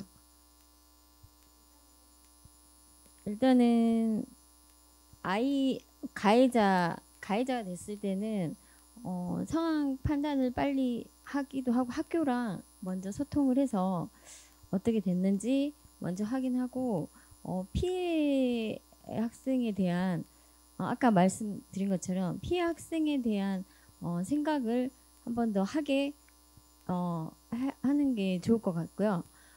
피해 학생도 마찬가지로 일단 학교와 소통을 통해서 학교의 지원을 받고 전문가의 지원을 받고 학교가 안정적이라는 것을 보여주고 그거를 좀 그 학부모님들이 좀 더 관심을 더 가져야 될 것 같아요. 학교에 무조건 기댈 수는 없어요. 선생님은 한 분이지만 아이들은 여러 명인데 그 아이 학생 하나만 바라볼 수는 없거든요. 근데 간혹 피해자지만 안타까울 때가 뭐냐면 내 아이가 피해자인데 왜 우리 선생님 나한테 우리 아이 관심이 없지? 이런 게 조금 안타깝더라고요. 학부모의 지원이 있어야만이 학교의 이런 그런 시스템도 이렇게 잘 받아들일 수 있는 거거든요. 제가 학부모로서 얘기를 하자면 좀 그런 게 많이 안타까워요. 학교에서 알아서 했으면 좋겠어. 이거는 너무 내 아이에 대한 책임이 없는 것 같아요. 그건 가해도 마찬가지고 피해도 마찬가지인 것 같아요. 이 잘 되고 있는 시스템을 잘 활용을 하려면 이 세 박자가 잘 어우러져야만이 그리고 제일 중요한 건 소통인 것 같아요. 소통. 학교와의 소통, 부모와의 소통, 아이와의 소통. 이게 이루어지지 않으면 이 기초가 없으면 모든 게 잘 이루어지지 않을 것 같아요. 네, 소통 아주 좋은 말이죠. 실제로 학교에서 이런 폭력이 굉장히 사례가 많이 늘고 있다 이런 얘기가 오늘 자주 나왔잖아요.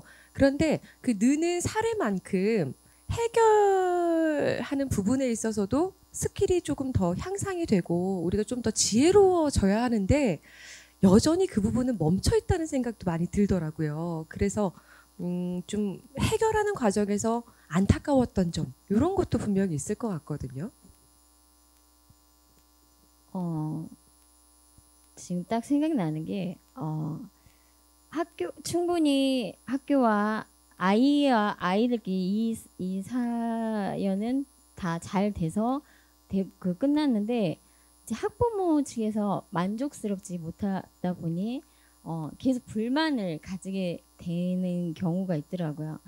피해든 가해든 어른이 이해를 못하는 거예요. 아이들은 이미 다 이야기하고 그래서 그랬구나 그래 이렇게 하고 잘 지내고 있는데 학부모님들이 이해 안 되다 보니까 선을 넘는 거죠.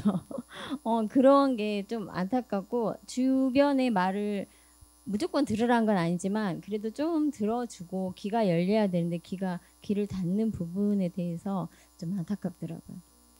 결국 아이들의 싸움이 어른의 싸움, 감정 싸움까지 돼버린 그런 경우가 있다라는 말씀이신 것 같아요. 여태까지는 우리 학생과 또 학부모 입장에서 얘기를 조금 귀 기울여 들어봤다면 선생님에게 또 시각을 좀 전환해서 여쭤보도록 하겠습니다. 학교 폭력 실제로 학생들 일어나지 않게 너무 부단히 노력하고 계시지만 그런 현장에 또 놓여질 때도 있잖아요. 그랬을 때 어른으로서 그리고 또 선생님으로서 어떤 역할을 해줘야 한다고 생각하십니까? 네, 방금 전에 옆에 계신 박윤희 어머니께서 잘 말씀해 주셨는데요. 학교에 어른은 교사밖에 없습니다. 그 교사마저 아이들의 학폭에 대해서 무관심하거나 소극적인 대처를 한다면 아이들은 희생될 수밖에 없습니다. 그리고 아이들을 지키는 것은 교사의 의무이기도 합니다. 그 교사의 의무를 저버린다면 교사는 처벌을 받는 현실이고요. 그러나 문제는 지금 학교의 현실은 교권이 바닥입니다.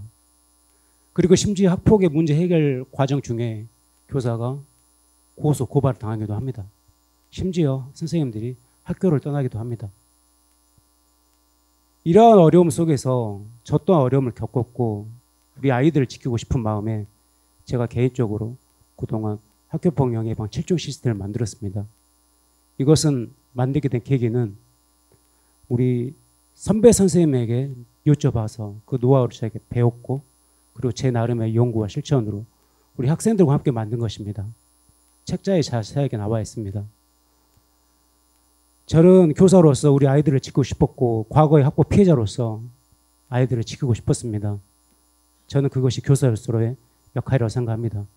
혹시 학폭으로 힘들어하시는 선생님이나 또는 예방을 원하시는 선생님 계시면 언제든지 적극적으로 도움을 드리겠습니다. 네, 말씀 감사합니다.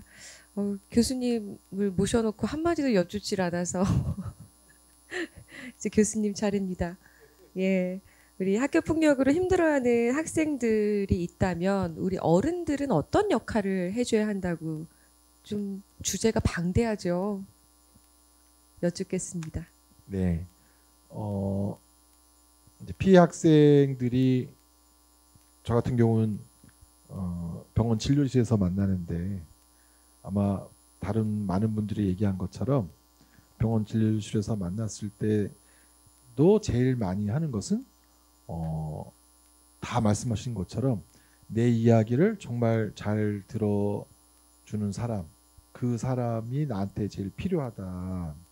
내 이야기를 이제 들어준다라고 하는 것은 내 편을 들어주면서 네 이야기를 들어줄 사람이 있었으면 좋겠는데, 너무 이제 사실 우리 문화나 우리 부모님이나 선생님들이 잘잘못을 따지고 또 조사하는 차원에서 아이와 얘기하다 보니까 아이가 공감받으면서 지금 내가 이 어려움을 이야기하고 있다라는 느낌을 갖지 못해서 그거 자체가 제일 힘들다라고 말하는데, 아까 이제 우리 학생이 정확한 용어를 썼어요. 이제 정말 속상할 때가 언제냐면 부모님이 너도 잘못한 게 있다라고 말했을 때랑, 또 학교 선생님이 진짜 처리, 이제 학폭 너 처리된다, 처리할 거야, 이렇게 해서 진짜 시간을 내서 내가 왜 이렇게 됐는지에 관한 얘기를 충분히 들어주시겠다라는 마음이 아니라 처리할 건데 너 말할 거 있으면 말해봐, 이렇게 뭐가 자기가 처리의 대상이 됐다고 할 때 학생들이 굉장히 섭섭하다. 그래서 처리의 대상이 아니라 얼마나 힘들고 아플지 이런 거를 충분히 공감해주는 그런 어른이 있기를 바라는 게, 당장 뭐 가해자를 처벌하는 것보다 뭐 어떤 사태가 잘 해결하는 것보다 그거 자체가 사실 나한테는 제일 중요한데, 그런 게 잘 되면 그래도 조금 마음이 풀리면서 다음 단계를 잘 풀어나갈 수 있는데, 그게 안 되면 내가 이렇게 힘든 것만큼 부모도 힘들었으면 좋겠고 선생님도 힘들었으면 좋겠고 학교도 힘들었으면 좋겠고 가해자도 힘들었으면 좋겠다, 이런 마음이 풀리지 않고 이렇게 되기 때문에 피해 학생들에게 아주 만족스러운 상담이 돼야 되는데 이게 어려운 것 같아요. 그래서 이게 왜 어려운가, 그리고 만족스러운 상담은 어떤 특징이 있나, 이런 거를 비교를 해보니까, 그런 연구를 비교해보고 또 다른 상담의 만족스러운 상담의 특징을 보니까, 이게 이제 사실은 복잡한 현실인데, 아주 만족스러운 상담의 경우는 학생의 얘기를 길게는 3시간까지 들어준 정말 충분히 들어준 선생님이나 다른 상담자가 있었을 때더라고요. 이제. 그런데 우리나라는 약간 부모님들도 그렇고 선생님들도 그렇고 한가해요. 다 바빠요. 다 바쁘시니까 학교 폭력 피해 당한 아이에게도 너 빨리 육하원칙에 따라 뭘 당했는지 빨리 말해. 뭐 이렇게 이제 빨리 말해라는 압력을 뭐 받는다든지 이러면서 내가 존중받지 못한다 그러는데, 또 선생님이나 부모님들한테 또 여쭤보면 사실 충분히 들어주고 싶은 마음이 없는 게 아니다. 그런데 이게 업무가 있고 시간이 있고 퇴근이 있고 뭐 여러 그런 게 있으니까 이제 자기가 어쩔 수 없이 그랬다라는 거고, 사실 이제 우리나라 이제 부모님들도 다 힘들게 바쁘게 또 자영업 하시고 이러면 또 힘들게 사시니까 이제 그 힘든 얘기를 내가 들어주는 게 나도 어렵다 이렇게 얘기하시는 경우가 많은데요. 피해 학생의 만족스러운 상담은 선생님의 태도나 부모님의 태도하고도 관련되어 있지만, 정말 시간을 갖고 아이가 하는 말을 끝까지 들어준다라는 시간에도 있다라고 하는 것을 꼭 말씀드리고 싶은데 저희가 이제 정신과에서 자살 유족 상담 불만이 너무 이제 높아가지고 어떤 경우에 만족스러운가 저희도 이제 그런 걸 연구했는데 거기서 시간이 작용하는 요소가 생각보다 크더라고요. 이제. 자살 유가족 심리 부검이라고 하는 걸 할 때는 아까 말씀드린 3시간까지 들어주도록 돼 있어요. 3시간까지. 그러니까 하루 한 가족 얘기 들으면은 거의 하루가 다 갈 정도로 충분히 들어줘라라고 하는 이제 그런 이제 그랬더니 만족도가 정말 높다 그런데요. 억울한 사람들은 나 할 말 다 했다. 하고 싶은 말 다 했다. 이래야 풀리잖아요. 그런 것처럼 피해 학생이 호소할 때 충분히 들어주고 같이 정말 같은 강도로 신경 써주고 그럴 엄마 아빠든 선생님이든 그런 존재가 필요하고 지금 여러 보완되는 제도가 학교 폭력 관련 무슨 조사관 이런 제도가 혹시라도 피해 학생이 충분히 얘기할 수 있도록 하는데 좀 기여가 될 수 있다면 피해 학생들이 조금 마음이 풀리면서 이 학교 폭력 사태를 이제 진행할 수 있지 않을까 그런 말씀을 드리고 싶습니다. 네, 고개를 정말 많이 끄덕이게 됐어요. 네, 좋은 말씀입니다. 모든 인간관계가 다 그렇지 않나요? 그런 것 같아요. 남편이랑 싸웠을 때도 내 얘기를 충분히 해야지 화가 풀리잖아요. 예, 모든 것들이 다 똑같은데 그 학생들한테는 그거를 왜 대입을 못 시켰을까라는 생각도 하게 됐고요. 학교 폭력 예방의 중요성 우리 모두가 인식을 하고 있고 또 특히나 서부교육지원청에서 이 학교 폭력 예방 교육을 실시를 하고 있습니다. 찾아가는 학교 폭력 예방 캠페인 순찰 활동 전개하고 있고요. 또 학교 폭력 예방 문화예술 공연 프로그램도 운영을 하고 있습니다. 정기적으로 학교 폭력 책임 교사들의 협의회를 개최를 해서 또 예방 방안에 대해서도 논의를 하고 있습니다. 이렇게 다양한 프로그램 운영하고 있는 가운데 한 곳에서만 국한되는 게 아니라 우리 모두가 가정, 학교 그리고 지역사회 내 모두가 협력을 해야만 이뤄낼 수 있는 아주 중요한 과제인데요. 그래서 이번에는 부모님들이나 지역사회 입장에서 좀 포커스가 맞춰져서 이야기를 나눠볼까 합니다. 우리 박소연 학생, 아까는 선생님들이 어떻게 해줬으면 좋겠어요? 어른들이 어떻게 해줬으면 좋겠어요? 라고 질문을 드렸다면 조금 방향만 좀 다르다고 생각해 주세요. 부모님이 어떻게 해줬으면 좋겠는지. 일단 부모님하고는 많은 대화가 필요한 것 같고 대화를 하면서 학교 생활 얘기도 자연스럽게 많이 들어주시면 좋을 것 같고요. 그 학교 폭력 자녀가 피해를 입었을 때 우리는 너의 편이다라고 말해 주시면 엄청 든든함을 많이 느낄 것 같고 그리고 또 자기가 입은 피해 사실을 거리낌 없이 말할 수 있을 것 같아요. 사실 어려운 얘기를 부모한테 꺼내는 것도 참 자식 입장에서도 힘들거든요. 그렇게 다가가지 않도록 부모님이 먼저 늘 열린 마음으로 다가와 주시면 좋을 것 같다라는 얘기입니다. 그러면 우리 학교 생활 외에 지역사회라고 하면 좀 어려울 수 있을까요? 사회에서 우리 학생들을 보는 시각이 어땠으면 좋겠다. 이런 프로그램들이 운영되면 참 좋을 것 같아요. 라든지. 예. 교육 프로그램들 지금도 많이 운영되고 있지만 학교로 직접 전문가분이나 경찰관분이 오셔서 예방교육을 하면 좋을 것 같고요. 또 신문사라든지 방송국 그리고 SNS를 활용해서 학교폭력 캠페인을 할 수도 있을 것 같아요. 지역사회에서. 네. 여기 어떻게 나오게 됐나요? 라고 제가 처음 질문을 했었는데 그냥 나오게 됐다고 하더라고요. 근데 말을 들어보니까 나온 이유가 있네요. 아주 똑똑하고 말을 잘하네요. 우리 소연 학생 박수 한번 주세요. 이렇게 지역사회에서 해주길 원한답니다. 우리가 이제 팔을 걷어붙이고 행동으로 옮겨야겠죠. 자, 그리고 여러 프로그램들에 대한 이야기로 우리 이효동 선생님께서 학교폭력 예방에 대한 프로그램들을 굉장히 활발히 아이디어 넘치게 하고 계시잖아요. 그 부분에 대해서 좀 설명해 주시면 좋을 것 같습니다. 네. 지금 2005년부터 반에서 학폭 예방을 위해서 여러 가지 프로그램을 해왔고 3년 전부터 방향을 전국으로 들어서 활동하고 있습니다. 저의 목표는 전국에 대한민국의 학폭을 근절하는 것을 목표로 했습니다. 그래서 그 목표를 어떻게 실현할 것인가 생각을 했고, 그래서 그 계획을 세웠고 지금 실천 중입니다. 그래서 제가 이걸 설명하는 것보다 제가 하고 있는 활동을 사진으로 좀 준비해 봤어요.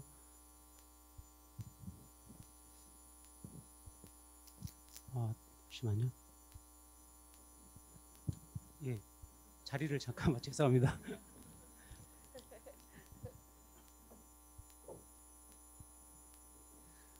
전국을 대상으로 어떻게 할까 고민을 많이 했어요. 나는 혼자인데 어떻게 하지?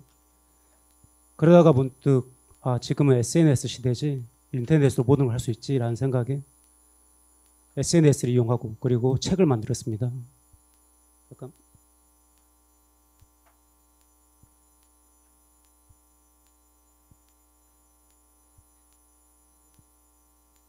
학교폭력 근절에 대해 모든 것을 건다. 나의 시간, 나의 돈, 나의 노력.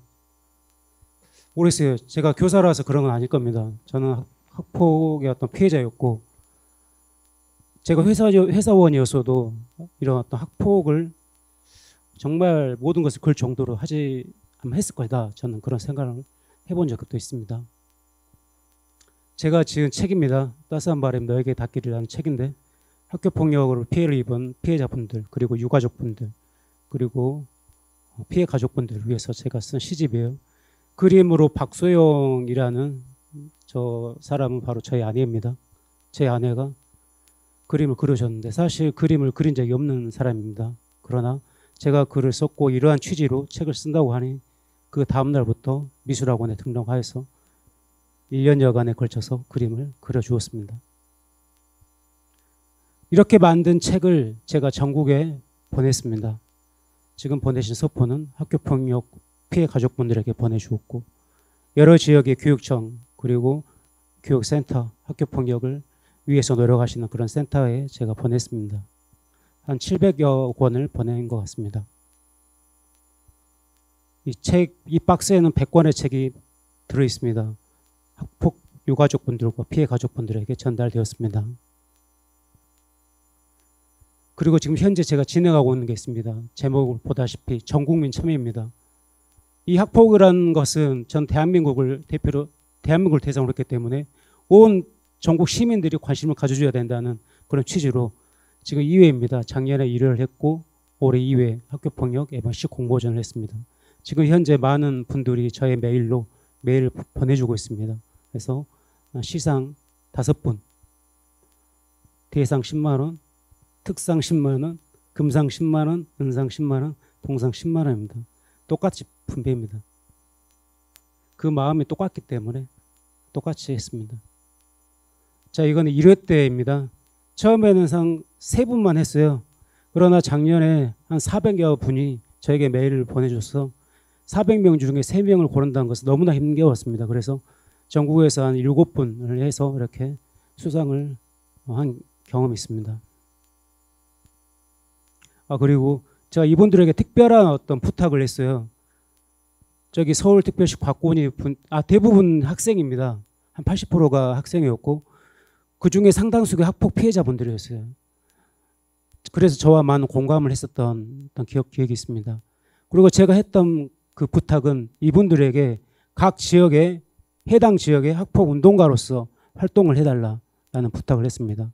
대부분 학생이기 때문에 어떤 학폭을 운동을 할 수 있냐면 뭐 저처럼 어떤 나가서 뭘 하는 게 아니라 학생으로서 방관하지 않기, 목교 가면 신고하기, 그리고 자신이 저에게 보내준 시를 일회성으로 버리지 않고 자신의 SNS에게 게재하기, 이러한 것들 제가 부탁했습니다. 그래서 이렇게 본인들 SNS에 이렇게 올려주었습니다. 제가 이렇게 부탁해서 한 거고요. 그것이 학폭 근절 운동가로서 할 일이다라고 제가 이야기하니까 잘 들어주었습니다. 마찬가지 이것도 그거고요.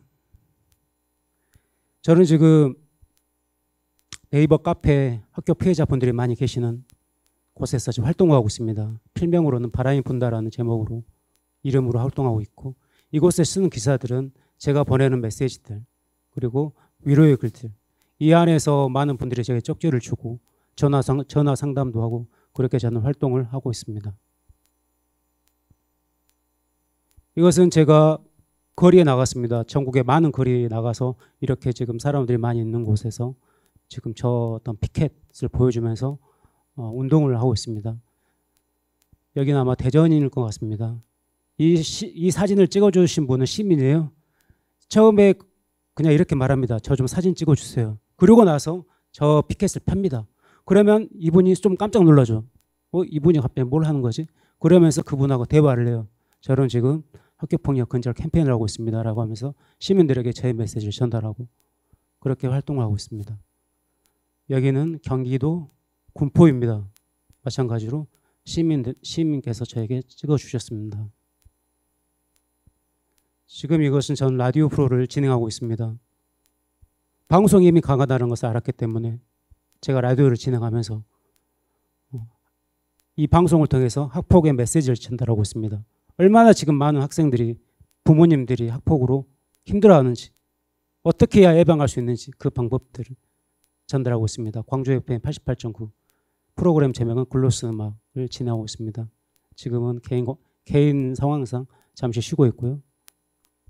이번 겨울에 다시 시작할 예정입니다. 지금 현재 하고 있는 시화제입니다. 마찬가지로 전국을 돌면서 하고 있고요. 전국 학교폭력 근절 시화제.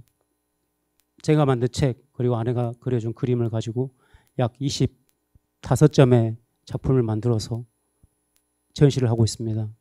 처음 전시한 곳인데요. 바로 어떤 담양의 어느 초등학교 아이들이 지금 보고 있습니다. 어느 초등학교 2학년 학생이 저에게 와서 해준 말이 있어요. 제 누나가 학교 폭력을 당했어요. 저도 많이 힘들었어요 하는 말. 그 말을 들었을 때 좀 마음이 아팠고 내가 이거 전시한 걸 참 잘하는 일이다 라고 생각을 해줬고 그 학생이 공감해 줬기 때문에 그런 생각이 있었던 것 같습니다. 작은 새라는 노래입니다. 얼마 전에 25년간 학폭으로 힘들어하신 분을 만났어요. 저희가 찾아오신 분인데 자살 시도 10여 차례 했었고 지금도 여전히 병원은 상담받고 입원하고 있는 그분을 만나서 그분을 생각하면서 만든 노래입니다. 제가 작사를 했고 제가 작곡을 했습니다. 조만간에 음원으로 나올 예정입니다.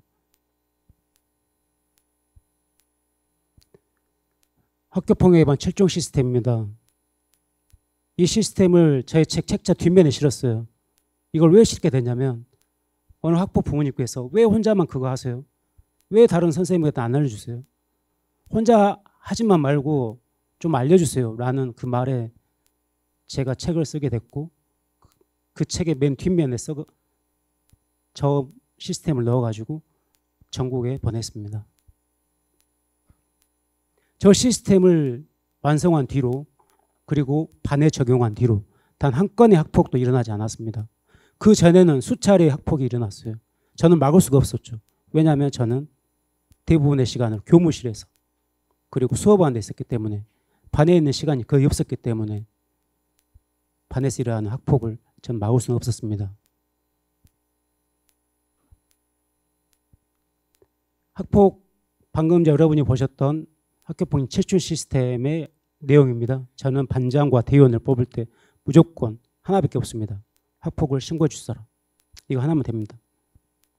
그리고 저희 반은 학교 보안관 시스템 운영합니다. 그 누가 됐든 보는 즉시 나에게 신고해 주세요. 절대 방관하지 마세요. 신고는 고자질이 아니라 우리 반의 행복을 위해서 하는 따뜻한 신고입니다. 라고 이렇게 말합니다.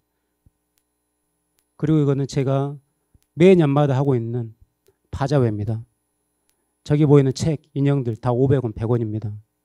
이걸 모아서 한 10만 원 정도 만들어서 학교폭력 피해자 회복을 위해서 하는 겁니다. 그래서 이거를 보내고 그 뜻을 애들한테 전하고 저 칠판의 왼쪽을 보시면 외모 비하, 장난, SNS 장난, 뒷담화 금지합니다.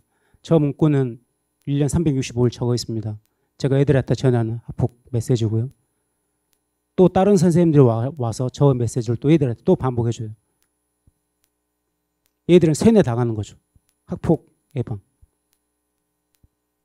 이렇게 제가 이런 활동을 하고 있습니다. 이상입니다. 준비하신 거 다 하신 건가요? 아, 예. 아니요. 더 있으신가요? 네, 지금 예. 다음 지금 예. 예. 네.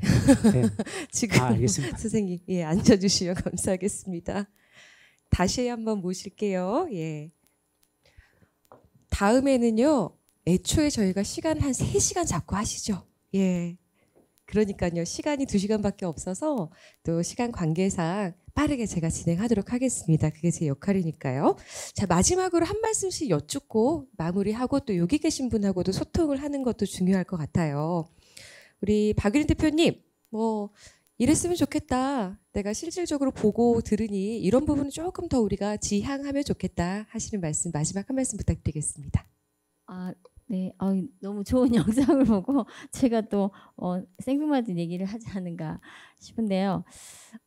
학교 폭력 예방뿐만 아니라 학교에서 저는 학부모니까 학부모들이 해야 할 거는 약간 동아리나 공동체 이런 거를 세우고 만들어서 학교 뭐 선생님의 교권에 대한 침해가 아니라 아이들이 어떤 환경에서 학교 생활을 하고 있는지도 알 겸 학교에 관심을 좀 더 가졌으면 하는 마음이 좀 더 커졌고요.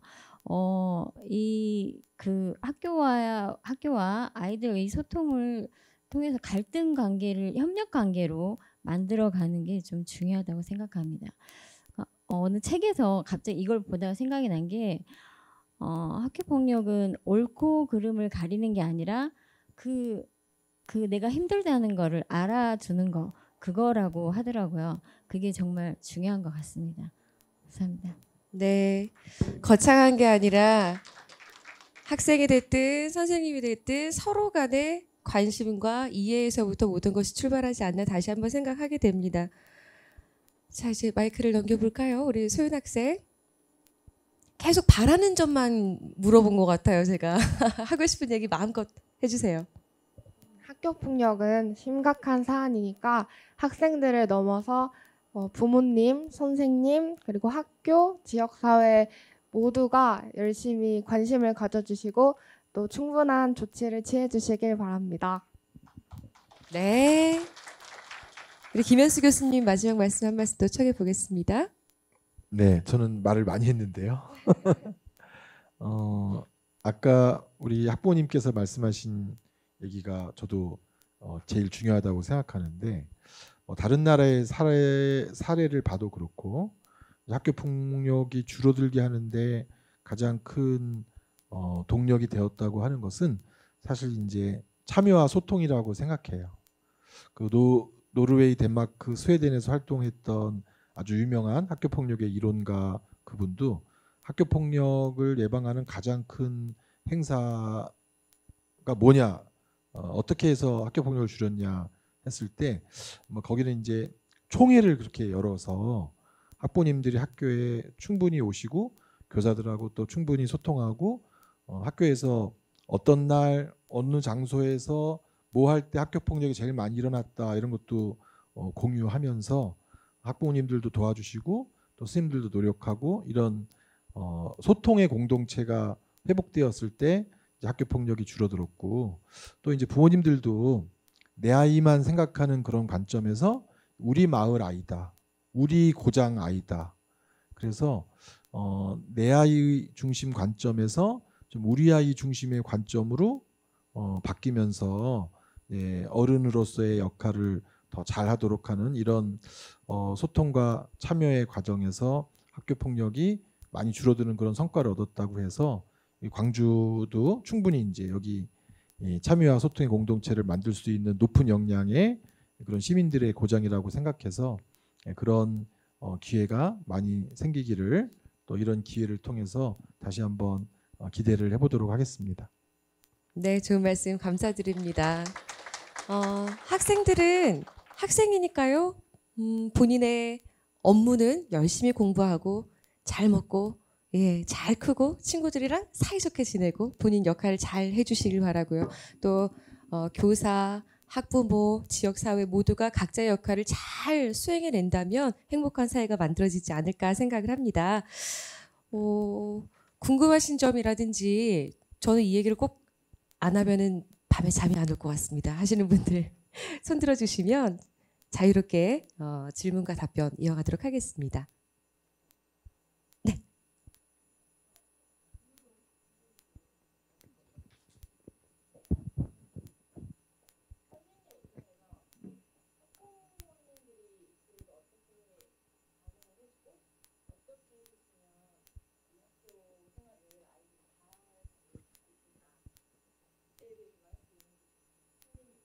네. 정말 제가 평상시에 하고 싶은 말이었고요. 그 말씀을 직접 해주시니 감사합니다.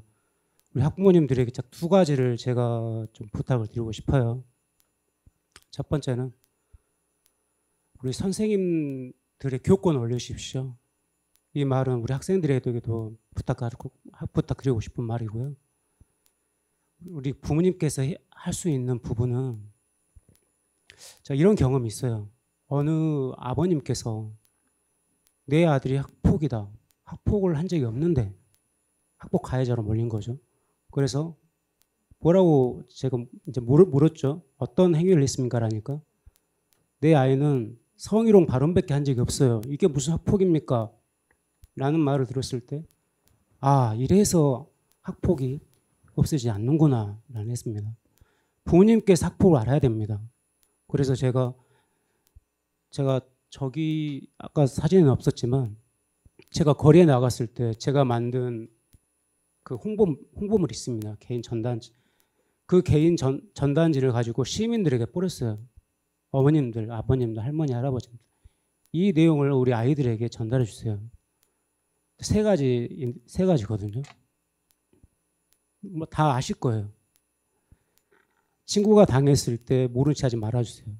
본인이 당했을 때 반드시 참지 말고 말아주세요. 제가 예전에 그랬기 때문에 참았기 때문에. 세 번째로 장난도 놀림도 폭력입니다. 그 자체만으로 폭력입니다. 그거 하지 말아주세요. 그 얘기를 자녀들에게 수시로 한두 번이 아니라 수시로 지금 질릴 정도로 그래야 세뇌가 되고 체득이 되니까 그 말씀을 해주시고 또 하나는 관계입니다. 제가 왜 학창시절에 우리 부모님에게 그 학폭 피해를 말하지 못하냐. 물론 그 학생이 무서웠기도 했지만 관계가 이 말을 엄마 아빠 나 지금 학폭 당하고 있어 쉽게 말할 정도로 그냥 사실 그 편한 관계가 아니었어요. 그렇기 때문에 좀 더 말을 못하지 않았나라는 생각이 듭니다. 그래서 친분 관계를 잘 유지하면 언제든지 자녀가 신뢰를 가지고 말할 수 있습니다. 그것이 부모님으로서 학폭 예방에 자녀에게 도움을 줄 수 있는 방법이지 않나 생각이 듭니다. 네, 좋은 질문과 답이 되셨으면 좋겠습니다. 이제 질문이 있으신 분은 소속과 성함 정도만 얘기해 주시면 도움이 될 것 같습니다. 그리고 저희가 토크 사전 희망자들에게 접수를 받을 때 질문을 받았던 내용이 있는데 한 개 질문을 드려보도록 하겠습니다. 자녀 연령별로 가정 안에서 하면 안 되는 폭력적인 말과 행동, 사례를 알려주세요 라고 질문을 주셨는데 이거는 김현수 교수님께서 답을 해주시면 좋지 않을까 싶습니다. 네, 우리 이호동 선생님께서 이미 많이 얘기를 해주신 것 같아요. 어떤 이제 발달 단계에 뭐 유치원생이든 초등학생이든 중고생이든 타인을 존중하는 것에 관한 이야기를 많이 이제 해주시는 게 자녀가 폭력 예방에 참여할 수 있는 일인 것 같은데 좀 전에 말씀하신 것처럼 장난이나 놀림이 자기 입장에선 즐거운지 모르겠지만 친구들에게는 그게 피해가 될 수도 있기 때문에 장난이나 놀림은 어떤 연령대에서도 사실 우리가 쉽게 해서는 안 될 그런 행동인 것 같고요. 또 다른 사람의 이제 신체도 되게 존중해 줘야 될 것 같아요. 그래서 다른 사람의 몸에 손을 대는 것도 타인의 이제 허락 동의해야 되는데 이제 그런 게 이제 저희가 너무 경계 없이 이루어지는 경우가 많은데 한편으로 이렇게 이제 하지 말아야 될 것들을 얘기하는 것도 중요하지만 또 한편으로는 해야 될 것을 얘기해 주시는 것도 중요한데 요즘 우리 아동 청소년에게 친구는 가족만큼 소중한 존재이거든요. 친구랑 사이좋게 지내는 게 얼마나 중요한 일인지를 긍정적으로 강조해 주시는 것도 굉장히 필요한 일이라고 생각해요. 특히 청소년기가 되면 친구가 더욱더 가족보다도 더 소중한 존재로 아이들에게 바뀌는데 우리가 이제 부모님하고의 사랑도 중요한데 친구들하고의 우정도 되게 중요하잖아요. 그래서 친구들끼리 우정을 소중히 간직하고 또 좋은 우정을 가질 수 있도록 친구 관계를 잘하는 것 이게 얼마나 인생에 중요한 일인지도 꼭 강조해 주셨으면 좋겠어서 하지 말아야 할 것은 우리 이호동 선생님께서 충분히 얘기해 주신 것 같고요. 그렇지만 또 하지 말라는 얘기만 들으면 본인들하고 별로 얘기하고 싶지 않아지거든요. 이런 건 했으면 좋겠다라는 얘기도 꼭 해주시는데 친구를 존중하고 친구 얘기 잘 들어주고 또 친구 도와주고 이러면서 좋은 우정을 가족의 사랑만큼 필요한 친구하고의 좋은 우정을 갖고 앞으로 살아갔으면 좋겠다라는 그런 얘기도 꼭 해주셨으면 좋겠어요. 뭐 이렇게 친구가 밥 먹여주냐, 친구가 뭐 돈을 주냐, 친구가 뭐가 그렇게 중요하냐 이런 얘기는 그만 사실 이 시대에는 맞지 않는 것 같아요. 요즘은 친구가 밥도 먹여주고요. 친구가 정말 큰 위로와 지지도 해주고 아까 우리 박소윤 친구가 말한 것처럼 학급에서 내 편인 아이 하나만 있어도 그래도 학교 다닐 만한 맛이 요만큼은 난다 이렇거든요. 그래서 친구는 내 아이만큼 내 아이에게 꼭 소중한 존재다. 그것을 자녀에게도 말씀해 주시고 부모님도 그렇게 생각해 주셨으면 좋겠다라는 얘기를 전해드리고 싶습니다. 말씀 잘 들었습니다. 너무 좋은 말씀 계속 해주고 계시는데요. 또 다른 유형의 질문 있으신가요? 이제 어른들의 역할이라든지 우리 아이를 위해서 했던 방법인데 참 좋더라고요. 이런 공유도 괜찮을 것 같고요. 질문 있으시면 받겠습니다.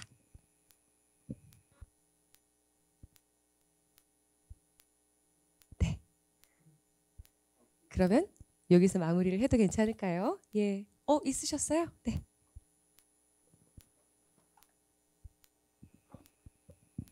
소속을 밝혀야 돼서 밝히겠습니다. 시교육청 생활교육팀 학폭 총괄하고 있습니다. 구인함 여학사입니다. 자, 말씀을 안 드리려고 계속 꾹꾹 누르다가 이 말씀을 좀 드려야 될 것 같아서 관계 맺기 매우 중요한데요. 우리는 아이들에게 과연 관계를 맺을 수 있는 기회를 주고 있는지에 대한 판단도 좀 해야 될 것 같습니다. 학교라는 공간은 수업 45분, 50분에 쉬는 시간 10분입니다. 너무 짧은 시간에만 그 시간의 관계를 맺으라고 너무 강요하고 있지 않는지, 그리고 우리 학교와 사회에서는 아이들에게 관계를 맺을 수 있는 충분한 기회를 주고 있는지, 그리고 관계가 깨졌을 때 아이들 스스로 관계를 다시 맺을 수 있는 기회를 주고 있는지, 이거에 대한 판단도 중요할 것 같고요. 물론 이거는 저희 서부교육지원청, 동부교육지원청, 교육청이 함께 고민해야 될 사안인 것 같습니다. 한 가지 좀 부탁 말씀을 드리는 거는 관계를 맺는 것도 중요하지만 관계를 잘 끊어내는 것도 중요합니다. 저희는 과연 아이들에게 관계를 맺으라고만 했지 관계를 합리적이고 효율적으로 끊을 수 있는 방법에 대해서는 얘기하지 않았거든요. 과연 우리 사회에서는 그거 훈련을 시키고 있는지, 단지 관계를 맺으라고만 강요하고 있지 않는지, 이거에 대한 고민들을 저희 같이 어른들이 해야 될 것 같고요. 관계를 끊어내는 방법들을 아이들이 알아낸다고 하면 비록 본인하고 조금 불편한 관계 속에 있다 하더라도 본인이 바로 설 수 있는 그런 기술들이나 여건들을 스스로 마련할 수 있다라고 생각을 합니다. 앞으로는 맺기뿐만 아니라 끊기 또는 관계 지지까지 함께 고민해야 될 지점인 것 같습니다. 이상입니다. 너무나 좋은 말씀 잘 들었습니다. 여러 말들이 오고 갔지만 함축시켜서 단어 한 2가지 정도는 마음속에 가지고 가시면 좋을 것 같아요. 어떤 단어를 가지고 가실 건가요? 저는 관계, 이 단어가 마음속에 되게 크게 자리 잡은 것 같고요. 그리고 소통, 네, 이렇게 정리를 해보면 좋을 것 같습니다. 자, 이렇게 열이 있는 눈빛으로 끝까지 한 분도 안 가시고 함께해 주셔서 너무나도 감사드리고요. 마지막으로 우리 이성철 광주광역시 서부교육지원청 교육장님 모셔서 인사 말씀 한번 청해 보도록 하겠습니다. 마지막까지 이렇게 자리 지켜서 감사드립니다. 정말 오늘 좋은 패널분을 모시고 저희가 좋은 이야기 많이 들었던 것 같습니다. 교수님 이야기, 또 선생님 이야기, 학부모 이야기, 또 학생 이야기, 그 속에서 저희가 가져갈 것만 가져가면 될 것 같습니다. 이걸 모두 다 버무려서 하면 좋은 게 나올 것 같은데요. 이제 얘들, 저는 이제 단적인 예로 학교에서 아까 말씀했던 제일 애로사항이 중학교 교장을 할 때는 애들이 점심 때 밥을 먹을 친구가 없다고 그래서 어차피 그 뒤에 담임선생님이 계셔야 될 것 같더라고요. 선생님 인솔해서 번호별로 앉히면 그런 게 없고, 또 관리자들은 시간 날 때 뒤에 이제 교실 돌아보시면 어떤 친구들이 무슨 문제로 밥을 먹지 못하는가 하면 거기서 조금씩 문제점이 나오더라고요. 그런 것은 모두 다 하고 있고, 또 교육청에서 아까 말씀 장선생님 하셨고 또 서부교육청 하고 있지만, 제가 광주시는 좋은 게 또 또래 상담이라고 하고 있지 않습니까? 애들 위주로 해서 그런 좋은 제도도 있고, 또 학급 단합대회도 있고 해서 여러 가지 활동을 많이 하시는 것 같습니다. 이제 그런 것들 이면에 저희가 결과적으로 이런 것 같습니다. 애들한테 조금 가르쳐야 될 것이, 내가 당하기 싫은 일은 내가 먼저 안 하면 좋을 것 같습니다. 네, 그렇게 해서 좀 교육을 시켜주시고요. 탈무드에 보면 이런 얘기가 있습니다. 우리 구조 중에서 우리가 마음대로 할 수 없는 것이 눈하고 귀, 코입니다. 하지만 우리가 마음대로 할 수 있는 것은 제일 먼저 제가 말해본 입하고 손하고 발입니다. 이제 그러면서 이게 정말 패드립이니 또 SNS에서 손가락으로 하는 손가락 장난, 이런 것들이 활발히 되는 것 같습니다.